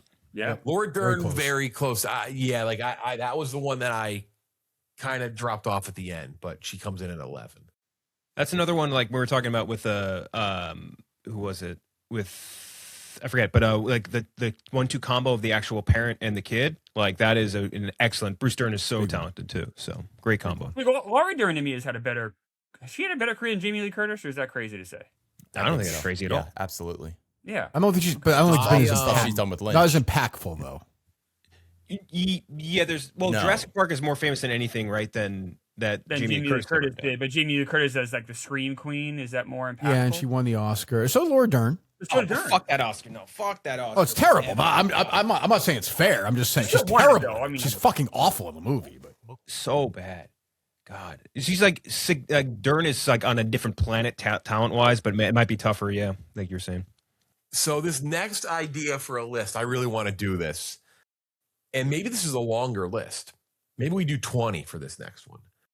But somebody said, and this is Mortal Kombat makes me want to do this. Best movies under 90 minutes.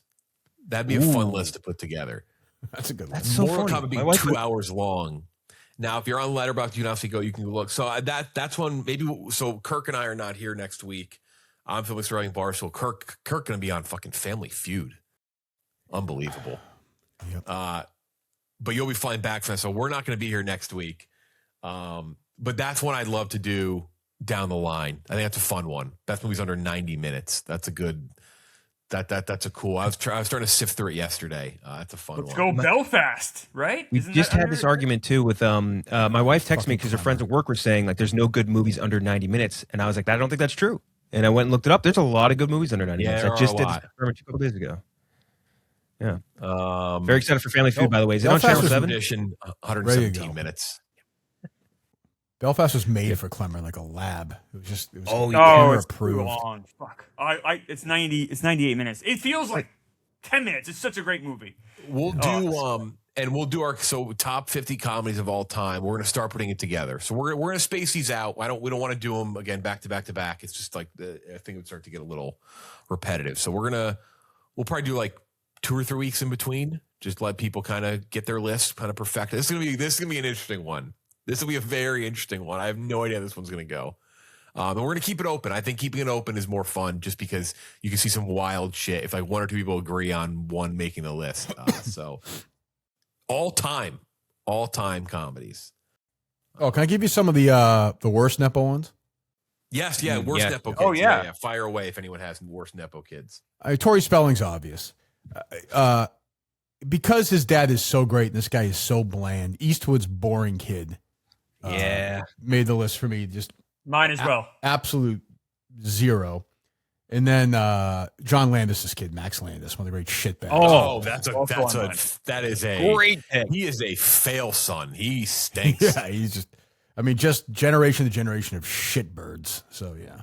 Mm-hmm. My I had number Max one is, Minghella up there. Yeah. My number one is Sage Stallone. I mean, Oh, Rocky Jesus V. Christ, Klemmer. He's fucking dead. Jesus, not you're a- an asshole. Why is that? What, he wasn't good. He was fine. Jesus. He was in that horrible tunnel movie too. He was horrible. Daylight is not horrible, and the fucking guy Well, is he's dead. horrible in it. No, he's dead, Klemmer. Jesus. Oh, we can't. Oh, so now if anyone's dead, we can't talk about Yeah, it. That's Stallone's gonna- kid you it's gonna cannot it make hard fun to- of. No. I'm not making fun. I'm just saying it's a fact. He's not good. It's not good. He's also He's in not Creed. good. His picture's in Creed. Stallone sees the picture of me. He gets emotional. Best work he's ever done. as a Real picture prick. on As a a fucking picture. Italian restaurant. Sorry, go ahead. No, say there's one person who I feel like would I don't know where Gooch would have this person, but I know Kenjac would feel polar opposite, and that is Dakota Johnson. I am a Dakota Johnson fan. Smoking that Dakota pack today, my friends. So happy she didn't make this list. Good Lord. I do like Dakota Not Johnson. top Yeah. 15, but yeah, no. Can't She's got a act. je ne sais quoi to her. I For don't the know. right thing, she There's works. just something about her. If you ever in a role in a movie where she's playing in some version of herself, she's great. But that's just not acting. You know what I mean? It's just not acting. A lot of people I also do that. I like Dakota Johnson. I don't know. She's pretty. I good also have material. M. Night Shyamalan's horrible actress, singer, daughter from No. Salika? yeah, just But that song which was this great. movie's been reconsidered. I don't know. People now act like this movie is like fucking apocalypse now. It's like Yeah, liked it. people unbelievable. I liked it. Yeah, I mean, I get, yeah, I mean, jeez. But she is Josh Hartnett horrific just having a in it. good time, man. Going to a concert at 1 p.m. in the afternoon. Yeah, why not? What are some of the other ones that are on there? I don't know. What are the other ones on the list? Like typical ones, I guess. Oh, Maya Hawke's pretty good. Yeah, So I mean, far. there's some Jack Ooh, yeah, Quaid, she's fine. Wyatt Russell. Like, there's some young guys. Uh, Lewis Pullman obviously coming up. What's it called just Jaden Smith? What's Will Smith's kid? That kid. Oh, was, that's the worst. He's Yeah. the worst. He's a tough one. Yeah, Jaden Smith's That's pretty part of it. bad. After Earth, man, like Shyamalan. After Earth is one of the worst things ever to exist. yeah, that one. Have you guys ever seen that Key and Peele sketch where they just absolutely lay into Jaden Smith, but he was like still 12 at the time, and they're just like making like apparently it was just known that he was just the most annoying, terrible child like in Hollywood, just terrible. I think that's my favorite thing they ever did on Impractical Jokers was when they tattooed Jaden Smith to one of the Oh, guys. you got the He's tattoo. like, Yeah. they gave him a full tattoo on his ass. And he's like, "What the fuck does this got to do with me?" That was a good one. Good punishment. Man, what are some bad ones? Patrick Schwarzenegger, I think, is coming around. That's one where I was like, I don't know about this one, but I think he's coming around and getting some good roles. Shark Tank, That's yes, it. Patrick Schwarzenegger. He made a terrible. Didn't even picture know that. of I'm gonna Shane. check that He one was a out. pussy on that We one. can make a case. Pauly Shore is one. Not, of the I worst. don't want to put words in the mouth of Patrick Schwarzenegger and his mother Maria Shriver, but I think they did bring on a protein bar in the Shark Tank where they said it was going to cure Alzheimer's. They did. They did say I that. might be. That's a little, that is maybe. not- I'm going to put a disclaimer that's not a fact. I might be making that up, but there was like a little bit of They like. were lapping it up though. That's for sure. Pauly Maud Shore, Apatow. Klemmer? Good. Pauly Shore, one of the worst Nepo babies. Yeah, I can see Maud Apatow being on some people's lists. Maud Apatow could definitely be up there for She sure. did famously say though that when she goes and does auditions, she does not want to go in as like. She's like, I want It's to like that audition. fucking- I don't want to be judged as Judd Apatow's kid. Oh. It's like when LeBron James didn't wear 23. He's like, I don't want people to know that I'm LeBron's kid.